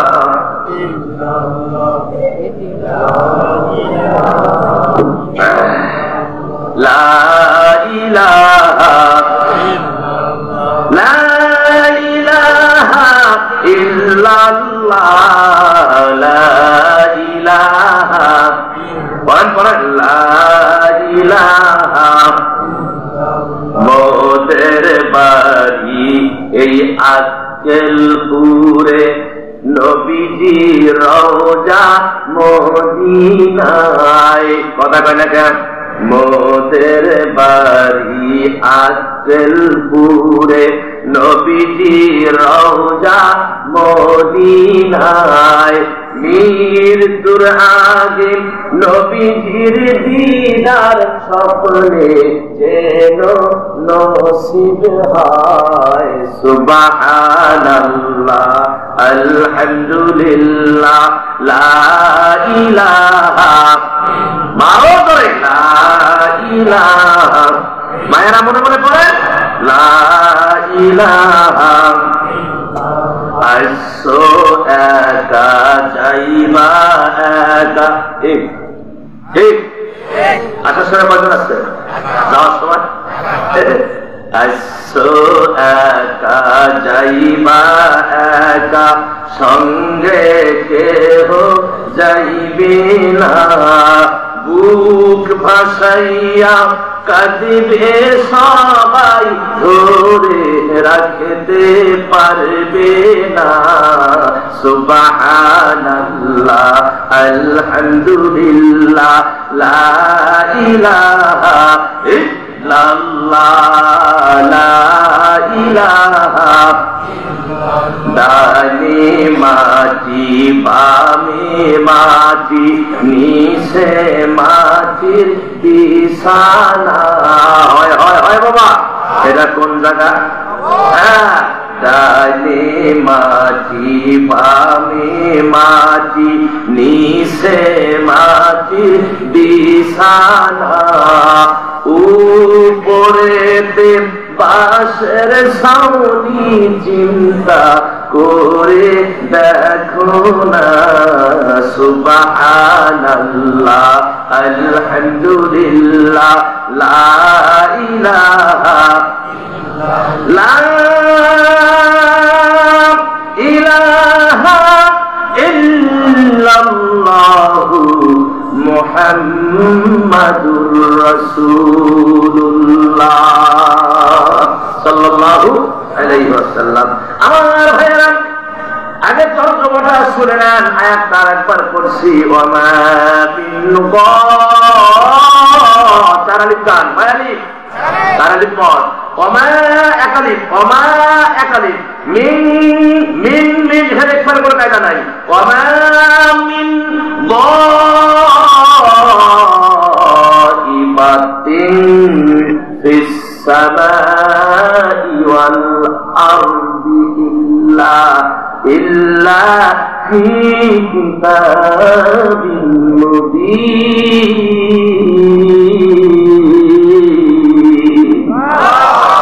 আল্লাহ বললেন আকাশ আর পৃথিবীতে, আকাশ আর জমিনে এমন কোন গোপন ভেদ নাই, এমন কোন গোপন বিষয় নাই, এমন কোন গোপন কথা নাই যেটা আল্লাহ রাব্বুল আলামিন এই কোরআনুল কারীমের ভিতরে স্পষ্ট করে ঢুকায়া দেন নাই। এই পৃথিবীতে যা আছে সবকিছুর কোণে সব এই কোরআনে আছে। সুবহানাল্লাহ কর কথা না কেন, এই কোরআনে সবকিছুর কোটেশন আল্লাহ কোরআনে দিয়েছেন, কোনো কিছু বাদ নাই। আপনি কি চাবেন কোরআনের কাছে, কি চাবেন? আল্লাহ এক জায়গায় বললেন কলাম, এখন তো আয়াতের পর আয়াত শুরু হবে, চলবে আয়াতের পর আয়াত চলবে। ওয়ালা রাতবিন ওয়ালা ইয়াবিসিন ইল্লা ইল্লা ফি কিতাবিন মুবিন। আবার আল্লাহ বললেন যে তাম পৃথিবীতে জলে জলস্তরে এমন কোন বিষয় নাই যেটা আল্লাহ স্পষ্ট করে কোরআনুল কারীমের ভিতরে ঢুকায়া দেন নাই। আমরা যে মানুষ, মানুষের কথা কোরআনে নাই, কি দিয়ে বানাইছে সে কথা কোরআনে চলবে নাই, কথা বলেন কেন? হ্যাঁ, সর্বপ্রথম করেন মানুষ। এই মানুষকে আল্লাহ কি দিয়ে বানালেন বল, আপনারা বলেন দেখি। মাটি দিয়ে বানাইছে না, আল্লাহ মাটি দিয়ে মানুষকে বানায় নাই। আমি তো দলিল দিচ্ছি, কোরআন দলিল দিবে। সূরা মুমিনুন আয়াত নাম্বার হলো 12। কয় নাম্বার আয়াত? 12 নাম্বার আয়াত। আজ ওয়াজ শুনবেন আর জীবনে ওয়াজ ভুলবেন না। মানুষের সামনে ওয়াজ করবেন যে আমরা মাটি দিয়ে না, মাটি দিয়ে আল্লাহ বানায় নাই। মাটি দিয়ে শুধু একজনকে বানাইছে, আদম সফিউল্লাহকে। আর হাওয়াকেও মাটি দিয়ে বানায় নাই, হাওয়াকে বানাইছে কি দিয়ে? হাড় দিয়ে। দেখা না দেখা, আদমের বাম পাথরের হাড় দিয়ে হাওয়াকে বানানো হয়েছে, আর আদমকে বানানো হয়েছে খাঁটি মাটি দিয়ে। আমাদের যদি বানানো হয়েছে সেটা কোরআন বলতেছে, যেহেতু সবকিছুর কোটেশন কোরআনে দেওয়া আছে না। আল্লাহ পাক বললেন ও পৃথিবীর মানুষ শোনো, লাকাদ খালাকনাল ইনসানা মিন সুলালাতিন মিন তিন। আমার ভাইরা, রব্বুল আলামিন কোরআনে বলছেন আমি মানুষকে মাটি দিয়ে বানাই নাই, তবে মাটির নির্যাস থেকে আমি আল্লাহ আমার বান্দাকে সৃষ্টি করেছি। সুবহানাল্লাহ কোন? মাটির নির্যাস থেকে আল্লাহ আমাদের বানালেন। আমার ভাইয়েরা, আমরা যা কিছু খাই এগুলো মাটির থেকে উৎপাদিত হয়, কথা বলে ঠিক কিনা? এগুলো পেটে যখন গিয়ে জমা হয়, পাকস্থলী নামক যে হিসাব মেশিন আছে এটা পিছতে থাকে, যেগুলো আমার ভাড়া খুশি জাতীয় এগুলো বাহির হয়ে যায়। আর রসটা আল্লাহ এই দেহের ভিতরে এক জায়গায় মজুদ করে রাখেন, সেখানে বিভিন্ন সেক্টরে ভাগ করে রক দিয়া, তার দিয়া, যেটা কিডনির দরকার কিডনিতে পৌঁছায়া দেন, যেটা লিভারের দরকার লিভারে পৌঁছায়া দেন, কলিজার দরকার কলিজায় পৌঁছায়া দেন, চোখের দরকার চোখে পৌঁছিয়ে দেন, মাথার দরকার মাথায় দিয়ে দেন, কানের দরকার কানে দেন, জিহ্বার দরকার জিহ্বায় দেন, দাঁতের দরকার দাঁতে দেন। ওরে মুসলমান, এই রসটাকে আল্লাহ বিভিন্ন ভাবে ভাগ করে বান্দার বিভিন্ন সেক্টরে পৌঁছায়া দেন। আর একটা রস আল্লাহ আলাদা করে এই রসটা ওই জায়গায় থাকার কারণে, দীর্ঘদিন থাকার কারণে পচে যায়, বন্ধ হয়ে যায়। আমার ভাইয়েরা, বিবাহিত নারী পুরুষ, হালাল স্বামী স্ত্রী, আমার মা আমার বাবা, তারা যখন হালাল কাজে মিলিত হয়, বাবার থেকে দ্রুত গতিতে ওই যে রসটা, এটা আমার মায়ের জীর্ণ কুটিরের ভিতরে গিয়ে ঢুকে যায়। আমার আল্লাহ রাব্বুল আলামিন ওই কুটিরটাকে কুদরতি কায়দায় বন্ধ করে দেন। এই রসটাকে, দুর্গন্ধযুক্ত রসটাকে রব্বুল আলামিন আর নিজ দায়িত্বে কুদরতি কায়দায় মায়ের চিহ্ন কুফিদের ভিতরে এটাকে শোধন করেন, এটাকে রিফাইন করেন, চাকনি দেন, রিফাইন করে এটারে রক্তে পরিণত করেন। সুবহানাল্লাহ। রক্ত যখন হয়ে যায় আবার চাকনি দেন, রিফাইন করেন, তারপরে এটা গোস্তের টুকরা বানান, গোস্ত টুকরা বানায় আর গোস্তের টুকরার উপরে একটা ছাউনি দেন, ছাউনি দিয়ে গোস্তের টুকরার ভিতরে নাক, কান, চোখ, মুখ, লিভার, কিডনি, হাড়, হাড্ডি সব সিটিং ফিটিং করে 10 মাস, 10 দিন, 9 মাস, 12 দিন তার যেমন আসার সময় আমার আল্লাহ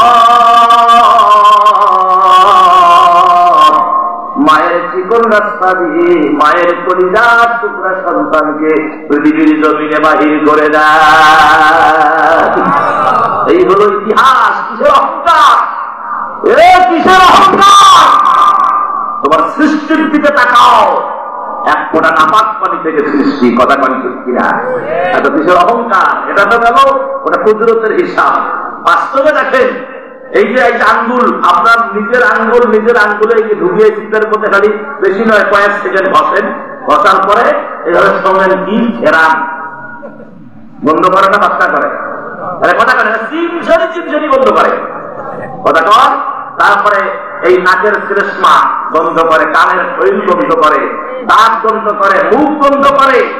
আমার ভাইয়েরা, তারপরে আপনি আসেন এই যে গোবন্ধ কি আতর নাকি, হ্যাঁ বন্ধ, নাভির নিচের কথা বাদেই দিলাম। আপনি আপনার পুরা বডিটা যতই আতর মাখেন, সেন্ট দামি মাখেন, আমার এক সময় সেন্টের পাওয়ার ব্যবহার আবার বন্ধ করে, কথা কয় ঠিক কিনা? আরো করে তো ঠিক কিনা? তাহলে আমরা বাস্তবেই বুঝলাম আসলে আমরা নাপাক পানির থেকে তৈরি, আর এই নাপাক পানি সারা দেহ গন্ধ, তারপরেও আমার আল্লাহ এই গন্ধওয়ালা মানুষটাকে ভালোবাসেন। আরো ধরে সুবহানাল্লাহ।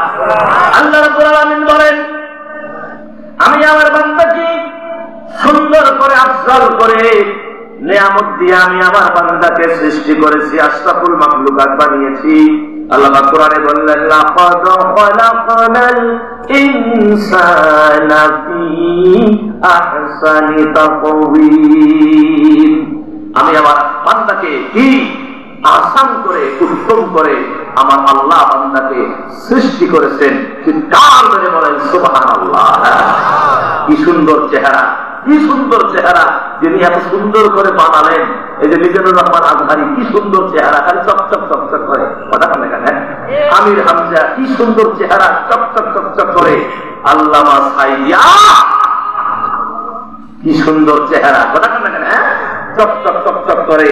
কণ্ঠ কি, চেহারা কি, তারেক মনোয়ার কি চেহারা, কথা বলে কেন? আমার কি সুন্দর চেহারা। এগুলোর নাম দিলে কি আমাদের কোনো সমস্যা আছে? হ্যাঁ সমস্যা আছে। যদি সমস্যা আরো খালি এনারাই যে আছে আর বাড়াতে, এই যে আমাদের আপনার মির্জা ফখরুল সাহেব, এই বিএনপির মহাসচিব, কি সুন্দর চেহারা, কথা বলে কেন? কথা কেন? তারপরে আমার তারেক রহমান, কি সুন্দর চেহারা, কথা কেন? এরকম তাদের জামাত ইসলামে যারা আছে, বিএনপি, অর্থাৎ আপনি যেদিকে তাকান কি সুন্দর চেহারা। এই যে ভাইকে বসে আছে আমার আজকের মাহফিলের প্রেসিডেন্ট, কি নাম জানি? হাসান আলী, হ্যাঁ ডক্টর, এই যে ডক্টর হাসান আলী রুবেল, কি সুন্দর চেহারা। লাইটের আলোয় আরো চেহারাটা এত সুন্দর হয়েছে। জান্নাতি বাগানে এখন সবাই আমরা জান্নাতি মানুষ। আমি মানুষের কালো আছি, তারপরে একটু খারাপ দেখা যায় ভাই, এ কথা কাটা, তারপরে খারাপ দেখা যায়। আমার ভাইয়েরা, বেলালের মতো কালো তো আর কেউ ছিল না, কথা কর। বেলালের চেহারা এমন কালো, সিম দিয়ে কালো তোলা যায়। শুধু কালোই না, ঠোঁট গুলা মোটা মোটা, নাকটা আটকা পড়া, কপালটা চওড়া, মানে প্রথমে দেখাতে আশ্চর্য লাগে এটা কেমন মানুষ। যেটা আমার ভাইয়েরা, বেলাল আযান না দিলে সূর্য ওঠে না, কথা কয় না, কথা কয় না। রাসূল মেরাজ থেকে, যে মেরাজের মাস শুরু হয়ে গেছে, মেরাজের মাস আমি ভুল হয়ে গেছে আমার। আমি যদি মেরাজের আলোচনা ধরতাম, সুবহানাল্লাযী আসরা বিআবদিহি ইলা মিনাল মাসজিদিল হারামি ইলাল মাসজিদিল আকসা, হুজুরের সেই মসজিদে হারাম থেকে শুরু করে একবারে আরশে আযীম, তারপরে সিদরাতুল মুনতাহা, তারপর ওখান থেকে ফিরে আসা মক্কায় ভাষণ দেওয়া থেকে মেরাজ সমাপ্ত করলে একটা লোক ওঠার কোনো কায়দা থাকতো না। সব কোরআন এবং হাদিস, কোন গল্প নাই। আল্লাহ যদি অন্য কোন সময় কবুল করে তখন হবে। এখন আসেন আমার ভাইয়ারা, শুধু হুজুর মেরাজে গেলেন, রফ আপনার বোরাক চলে গেল, জিবরাইল চলে গেল, রফ আসলো, রফ আরশে আজিমের কাছে গিয়ে বলল, ইয়া নবী আল্লাহ, আমার যাওয়ার আর হাফ সেকেন্ড তো আর সামনে অগ্রসর হওয়ার, এক কদম তো না, হাফ কদমও অগ্রসর কোনো কায়দা নেই, এখন পাওয়ার হলো আপনার। সুবহানাল্লাহ। হুজুর সে রফ থেকে নামলেন, আরশে আজিমে হাঁটতেছেন, হুজুরের ভয়, জিবরাইলও নাই, বোরাকও নাই, রফও নাই, ভয় আসলে না। হুজুর নতুন গেছেন, আর হুজুর গেছিলেন নাকি? নতুন গেছেন, ভয় হুজুরের। এমন সময় হুজুর বুঝতে পারলেন যে ওনার সামন দিয়ে আরশে আজিমে বেলাল হেঁটে হেঁটে যাচ্ছে। সুবহানাল্লাহ। বেলালের গরমের পায়ের শব্দ পাচ্ছেন। আমার ভাইয়েরা, অভয় দিয়ে, এখানে অনেক ঘটনা, সেদিকে আমি যাবো না। আমার সম্মানিত মুসলমান ভাইয়েরা, খুব মনোযোগ দেন। আল্লাহ রাব্বুল আলামিন আমাদেরকে সৃষ্টি করেছেন নিয়ামত দিয়ে। এর একটা উদাহরণ দিচ্ছি 1 মিনিটে। একটা মেয়ে রাস্তা দিয়ে যাচ্ছে, একজন হুজুর মানুষ, মেয়ের হুজুর আসতেছেন, মেয়েটি যাচ্ছেন, কলেজ ছুটি, স্কুল ছুটি, হাই স্কুল ছুটি হয়েছে, মেয়েটি যাচ্ছে, হুজুর আসতেছে, ওই একই গ্রামে বাড়ি, পাশাপাশি গ্রাম। আমার ভাইয়েরা, মেয়েটার দিকে যখন হুজুর তাকালেন, অবাক হয়ে গেলেন। হুজুর নেমে, গাড়ি থেকে নেমে মেয়েটার দিকে তাকিয়ে আছেন। মেয়েটা বুঝতে পারে নাই কি জন্য তাকাইছে। মেয়েটা মনে করছে যে আমার দিকে ভাবে তাকায়, এটা নিশ্চয়ই খারাপ কোনো মতলব আছে। তখন রাগ করে বললেন, হুজুর, আপনার মাথায় টুপি, মুখে দাড়ি, আপনার কি শরম নাই, লজ্জা নাই? আমার দিকে আপনি ভাবে তাকান কেন? শরীয়ত কি আপনাকে নিষেধ করে নাই? যুবতী মেয়ের দিকে তাকা যাবে না। আমার ভাইয়েরা, হুজুর লজ্জিত হয়ে পরে বললেন যে, মা রে, আসলে আমি তোমার দিকে তাকাইছি, এটা বাস্তব কথা, কিন্তু তুমি হয়তো অন্য কিছু মনে করেছ। না মা, আমি অন্য কিছু মনে করি নাই, আমি অন্য কিছু ভাবি নাই। আমি তোমার চেহারার দিকে তাকালাম, তাকিয়ে দেখি তোমার নাকটা কত সুন্দর, তোমার গুরু দুইটা কত সুন্দর, তোমার গঠনটা কত সুন্দর। ওরে মা, তোমার দিকে তাকায়া আমার মনে পড়ে গেছে যে আল্লাহ এত সুন্দর করে মানুষ বানাতে পারে না জানি, সেই আল্লাহ আমার কত সুন্দর। আল্লাহু আকবার।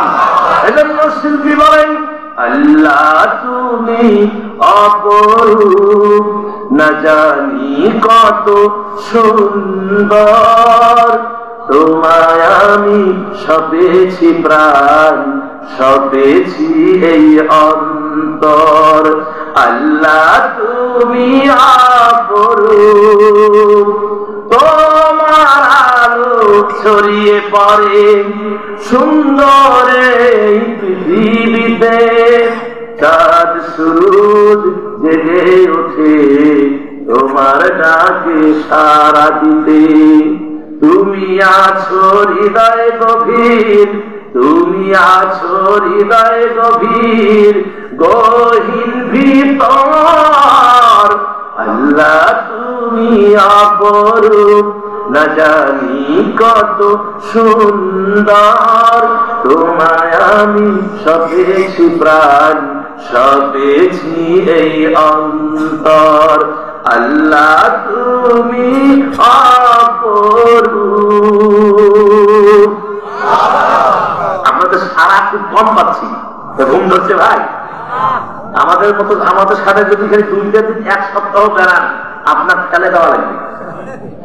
তার কারণ আপনি দেখেন, এই গতকাল মাহফিল করছি কুড়িগ্রাম, সেই নুন খাওয়া নাগেশ্বরী, আপনার খানা নুন খাওয়া সেই স্তরে, খালি নৌকাতে 1.5 ঘন্টা নৌকায় ছিলাম।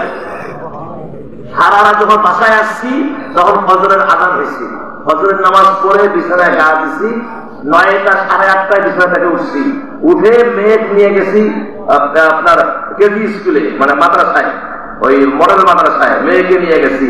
ওখানে ছিলাম 1টা 20 পর্যন্ত, তারপরে আর কোনো ঘুম হয় নাই। এভাবে এই অবস্থায় আমি আপনাদের এখানে আসলাম। আজও ঘুম হবে না, ঘুম তো হবেই না। তাহলে আমাদের সাথে যদি 1 সপ্তাহ কোনো আলসিয়া লোক যদি বেড়ায়, জীবন একদম দেখা হয়। কথা কানে কথা কর।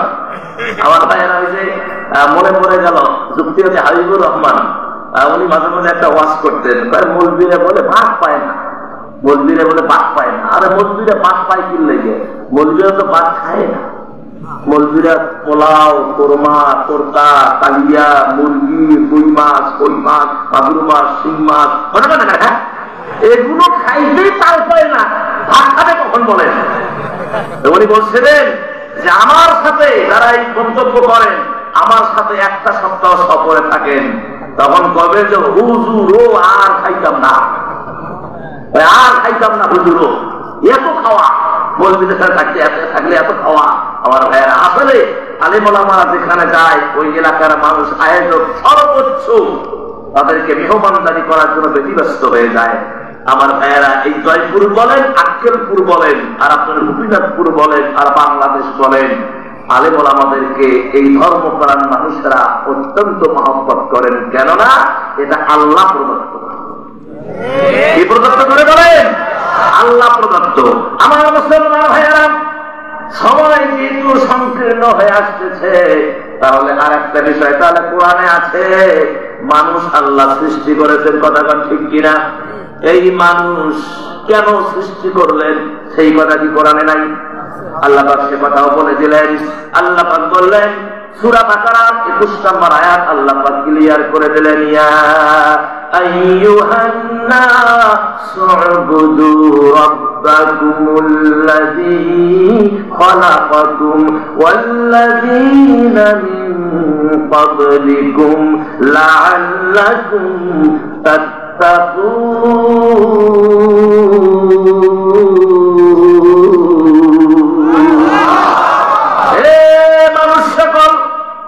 তোমাদেরকে সৃষ্টি করা হয়েছে, তোমাদেরকে তৈরি করা হয়েছে আল্লাহর গোলামের জন্য, আল্লাহর দাসত্বের জন্য, আল্লাহর ইবাদতের জন্য।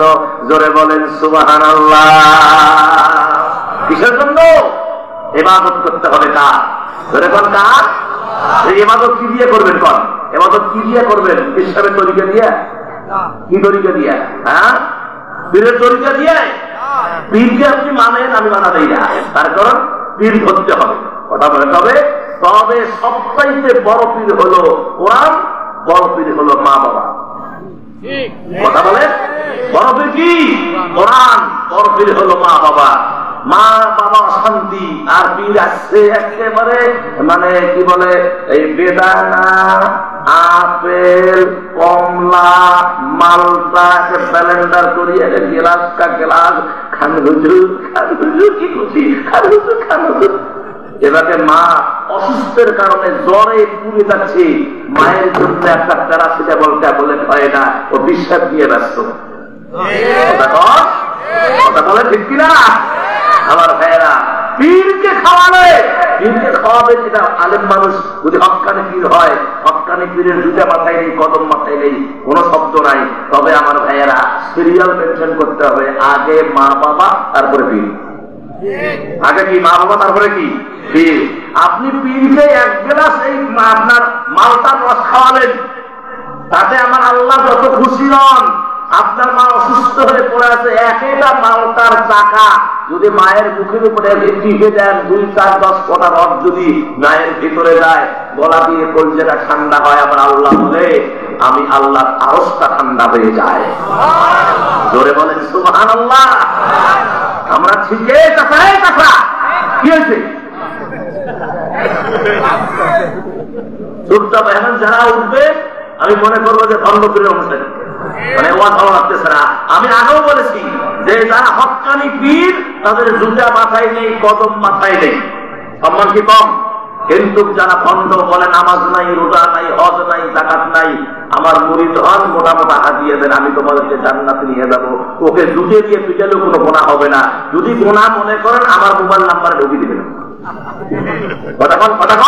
তার কারণ এরা পৃথিবীতে এসেছে, এরা এই ঘাস নিয়েছে মানুষের কি ঈমানকে নষ্ট করার জন্য, মা বোনদের ইজ্জত নষ্ট করার জন্য এরা এই ঘাস নিয়েছে। কথা বলে ঠিক কিনা? আমার ভাইয়েরা, বিধায় কে কোন তরিকা করেন আমার ওটা জানার হিসাব নাই। আমার হিসাব হলো যারা কোরআন মানবে, হাদিস মানবে, রসুল মানবে, আল্লাহ মানবে, তাদেরকে আমরাও মানবো। যারা কোরআন মানবে না, হাদিস মানবে না, রসুল মানবে না, আল্লাহ মানবে না, আমরা মানি না, মানি না, মানি না। কথা বলেন আমার কথা হুজুর স্যার ভুল আছে কোনো? আচ্ছা স্যার ঠিক আছে কথা। আমার মুসলমান ভাইরা, তাহলে আপনি কি মানবেন সেটা আল্লাহ কুরআন কারীমের ভিতরে স্পষ্ট করে আল্লাহ পাক জানিয়ে দিয়েছেন। আপনি কাকে ধরবেন, কার অনুসরণ করবেন? আপনি আপনার ব্যক্তিগত অনুসরণ করলে হবে না, আপনি কাকে অনুসরণ করবেন, কারে ধরবেন সেটা কোরআন বলছে। সূরা আল-কোরআন, কোরআনুল কারীমের সূরা আল ইমরানের 31 নম্বর আয়াত, কয় নম্বর আয়াত? 31 নম্বর আয়াত। রব্বুল আলামিন বললেন কুল কুল কুল, দুই নকতা রাখো, অফ লম্পেস কুল, ও নবী আপনি বলুন, ইন ইন ইন ইফার কায়দা, কুল ইন কুনতুম তুহিব্বুনাল্লাহ ফাত্তাবিউনি ইউহিব্বুকুমুল্লাহ। ও নবী আপনি বলুন, যারা আমি আল্লাহর ভালোবাসা পেতে চায় তারা যেন আপনি নবীর তরিকা ধরে, ইত্তেবা করে, অনুসরণ করে। সুবহানাল্লাহ। তাহলে তরিকা কার হবে? মুহাম্মদ রাসূলুল্লাহ সাল্লাল্লাহু আলাইহি ওয়াসাল্লামের তরিকা। তাহলে বোঝা গেল নবীর তরিকা ছাড়া কারো তরিকা মানা যাবে না। মানতে পারেন যদি আপনার ওই তরিকা নবীর তরিকা হয়। ওই তরিকা কোন তরিকা? কোন তরিকা হয়? নবীর তরিকা। তাহলে আপনি উস্তাদ ধরবেন, কোনো আপত্তি নাই। নবীর তরিকা ছাড়া অন্য কোন তরিকায় সফলতা আসবে না। তাহলে এটা গেল। তারপরে আসেন কোরআন কি বলছেন, সব যেহেতু আছে কোরআনে, এভাবে ফজর পর্যন্ত আলোচনা করে শেষ হবে না। কোরআনে কি বিচারের ব্যবস্থার কথা নাই? আর বলেন আজকে আমাদের সমাজে কি সঠিক বিচার হয়? কথা কন, সঠিক বিচার হয়? আপনি কয়টা আলোচনা শুনবেন? সঠিক বিচার আমাদের সমাজে কয় পার্সেন্ট হয়? ওই 2, 3, 4, 5, 5% ধরেন হয়, আর 95% সঠিক বিচার হয় না। গ্রামত বিচার দিলে দেখবেন টাকা খায়া ওই গ্রামের মাতবার বসিয়েছে। কথা বলে হ্যাঁ, টাকা খায়া বসে আছে। মেম্বার দিলেন সুদ করে হাত দিন, চেয়ারম্যান তো একটা ঘুষ সুদ একেবারে জেনা বেরিয়ে যা আছে কোনোটা বাদ নাই। তবে আপনাদের এলাকার চেয়ারম্যান মেম্বার ভালো আছে। পরে আবার বললেন যে হুজুর আমাদের গালি দিয়ে চলে গেছে, আমি ওই গালি শুনতে আমি রাজি না। তবে আমি আমার বিভিন্ন এলাকার কথা বলছি, তবে আপনাদের এলাকার চেয়ারম্যান মেম্বার আল্লাহ রহমত ভালো আছে, আমি আপনাদের কথা বলছি না। এমনও চেয়ারম্যান আছে সামরাখোর, এমনও চেয়ারম্যান আছে ইতিমের মাল খায়, এমনও চেয়ারম্যান আছে বিদ্যুৎ ঠগায়। কথা কথা কেন? ওই আপনার বরাদ্দ পাইছে সরকার থেকে আপনাদের গ্রামের, আপনাদের গ্রাম তো বয় হবে না, আমাদের গ্রামের কথা বলি। একজন বুড়ি সে বিধবা খাতা পাইছে 10,000 টাকা। একে খাতা পার হইতে হইতে রাস্তে চেয়ারম্যানের কাছে আসছে হলো 3,000। কয় হাজার? 7,000 রাস্তাতে নাই, 3,000 আসছে।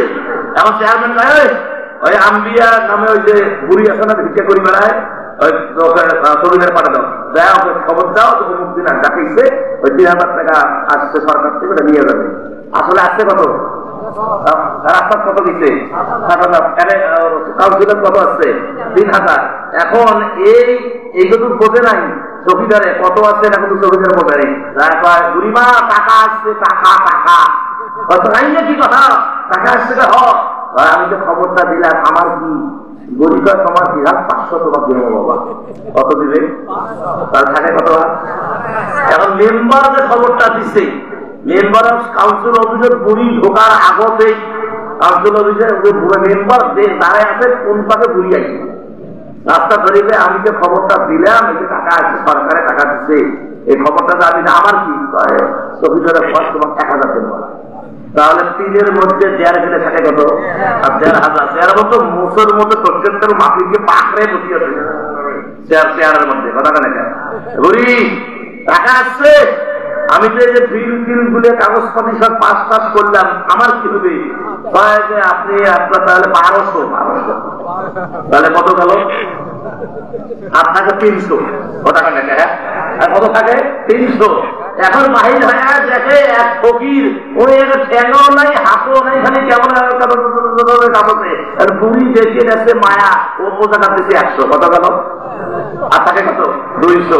বাসার নাই যাইতে নাতি নাতনিকে পাঁচাকে ধরিতে, নানি তোর টাকা পাইছো নানি টাকা, আমার টাকা দাও মজা খাবো, ওখানে যেতে কত 100। আর থাকে কত আসছে কত 10,000, পাইছে কত 100। এগুলো কিসা কাহিনী কত দেখেছি। আরে টাকা দিচ্ছে মোবাইল নাম্বার, সে মোবাইল নাম্বার দেখে, সে যে টাকা হচ্ছে মোবাইলে সরকার টাকা দিল না, মোবাইলে দিল না, সে নাম্বার দেখে মেম্বরের বেটির নাম্বার, মেম্বরের হলো ছেলের নাম্বার, মেম্বরের বেটার বউয়ের নাম্বার, টাকা পায় বুড়ির মোবাইলে না। বুড়ি করে দেখো তো বাবা সরকার বলে টাকা দিচ্ছে, আসিলে বলে আমার টাকা দিচ্ছে, টাকা কই টাকা নেই। পরে খোঁজ নিয়ে দেখে যে মেম্বার চেয়ারম্যানের বউয়ের নামে নাতির নামে যে মোবাইলের নাম্বার, সেই নাম্বার টাকা ঢোকে যায়।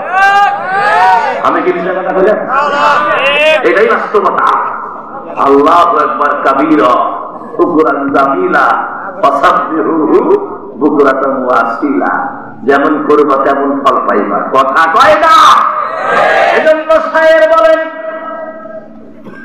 শায়ের ক্লিয়ার করে বলে দেন, দরি দুনিয়া কাছে আরে নাদিদান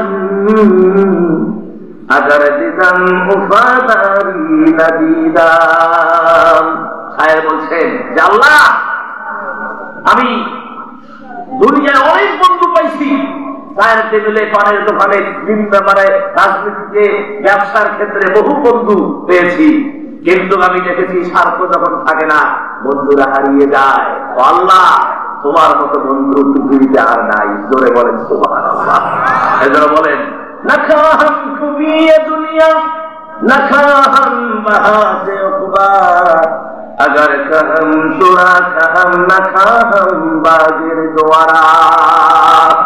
আল্লাহ, আমি দুনিয়ার কোন, আমি জান্নাত চাই না আল্লাহ, কোন বাগান চাই না, আমি কিচ্ছু চাই না। ও আল্লাহ, আমি যেটা চাই সেটা হলো তোমাকে, তোমাকে চাই, শুধু তোমাকে চাই, আর জীবনে কিছু পাই বা না পাই। ও আল্লাহ, তোমাকে চাই, শুধু তোমাকে চাই, আর কিছু জীবনে পাই বা না পাই। কথা কম ঠিক কিনা? আমার মুসলমান ভাইয়েরা, গানটা পুরে বললে বলতে খুশি হতেন না? না, পুরে বলা যাবে না, এতটুকু থাক, এতটুকু থাক, বেশি মজা দেওয়া যাবে না। আমার সম্মানিত ভাইয়েরা, আসুন, ঘড়ির কাঁটায় এখন 11:33। আমরা সকলে কবরে সালাম দেই। আসসালামু আলাইকুম ওয়া রাহমাতুল্লাহ। কবর সভাপতি সাহেবের সমাপনী ভাষণ হবে তো? হবে না। সকলে আমরা বলি সূরা ফাতিহা, আউযু বিল্লাহি মিনাশ শাইতানির রাজিম। বেঁচে থাকলে আমারও দেখা হবে। এই আমাকে জানি কে দাওয়াত দিয়েছে? ছেলের নাম কি? আপনার ছেলের নাম কি? সাব্বির। আরেকটা ছেলে যে দৌড়াদৌড়ি করলো,